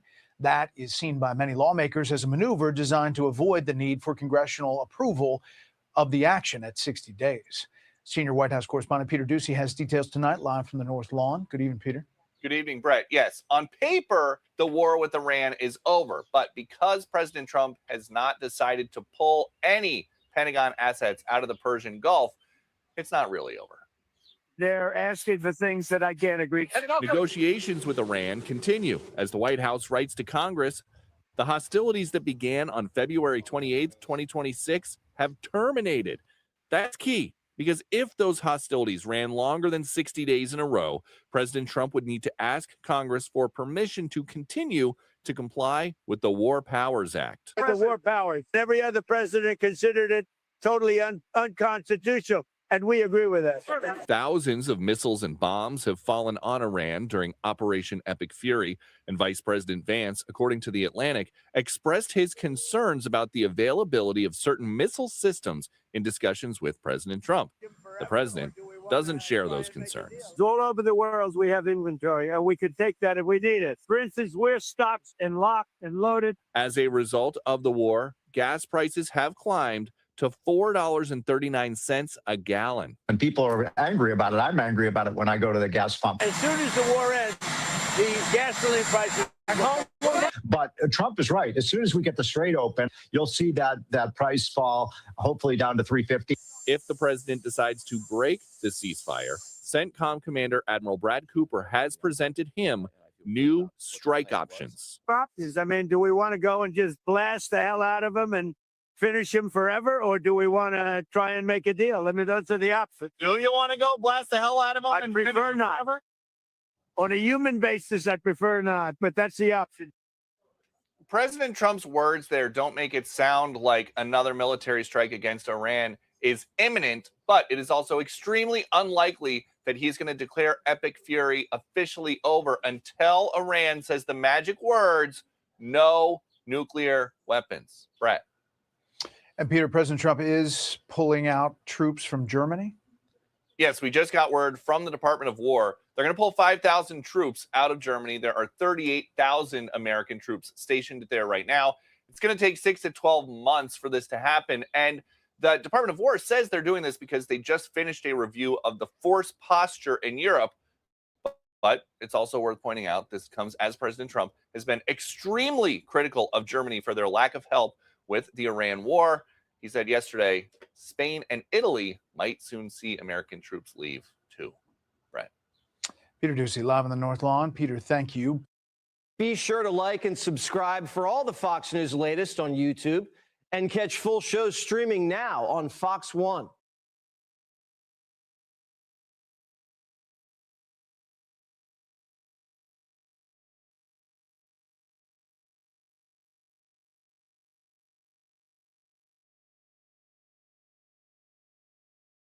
All right, you guys, are we still friends? Thank you guys for hanging out with me.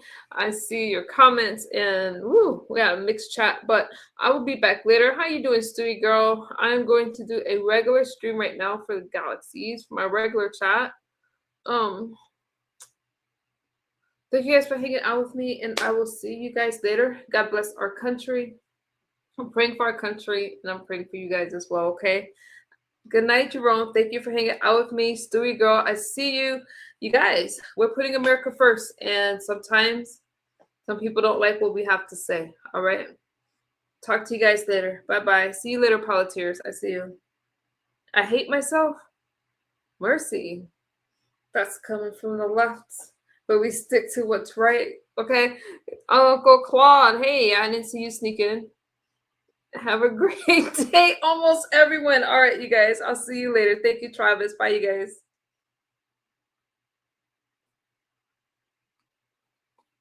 That's probably brutal fact.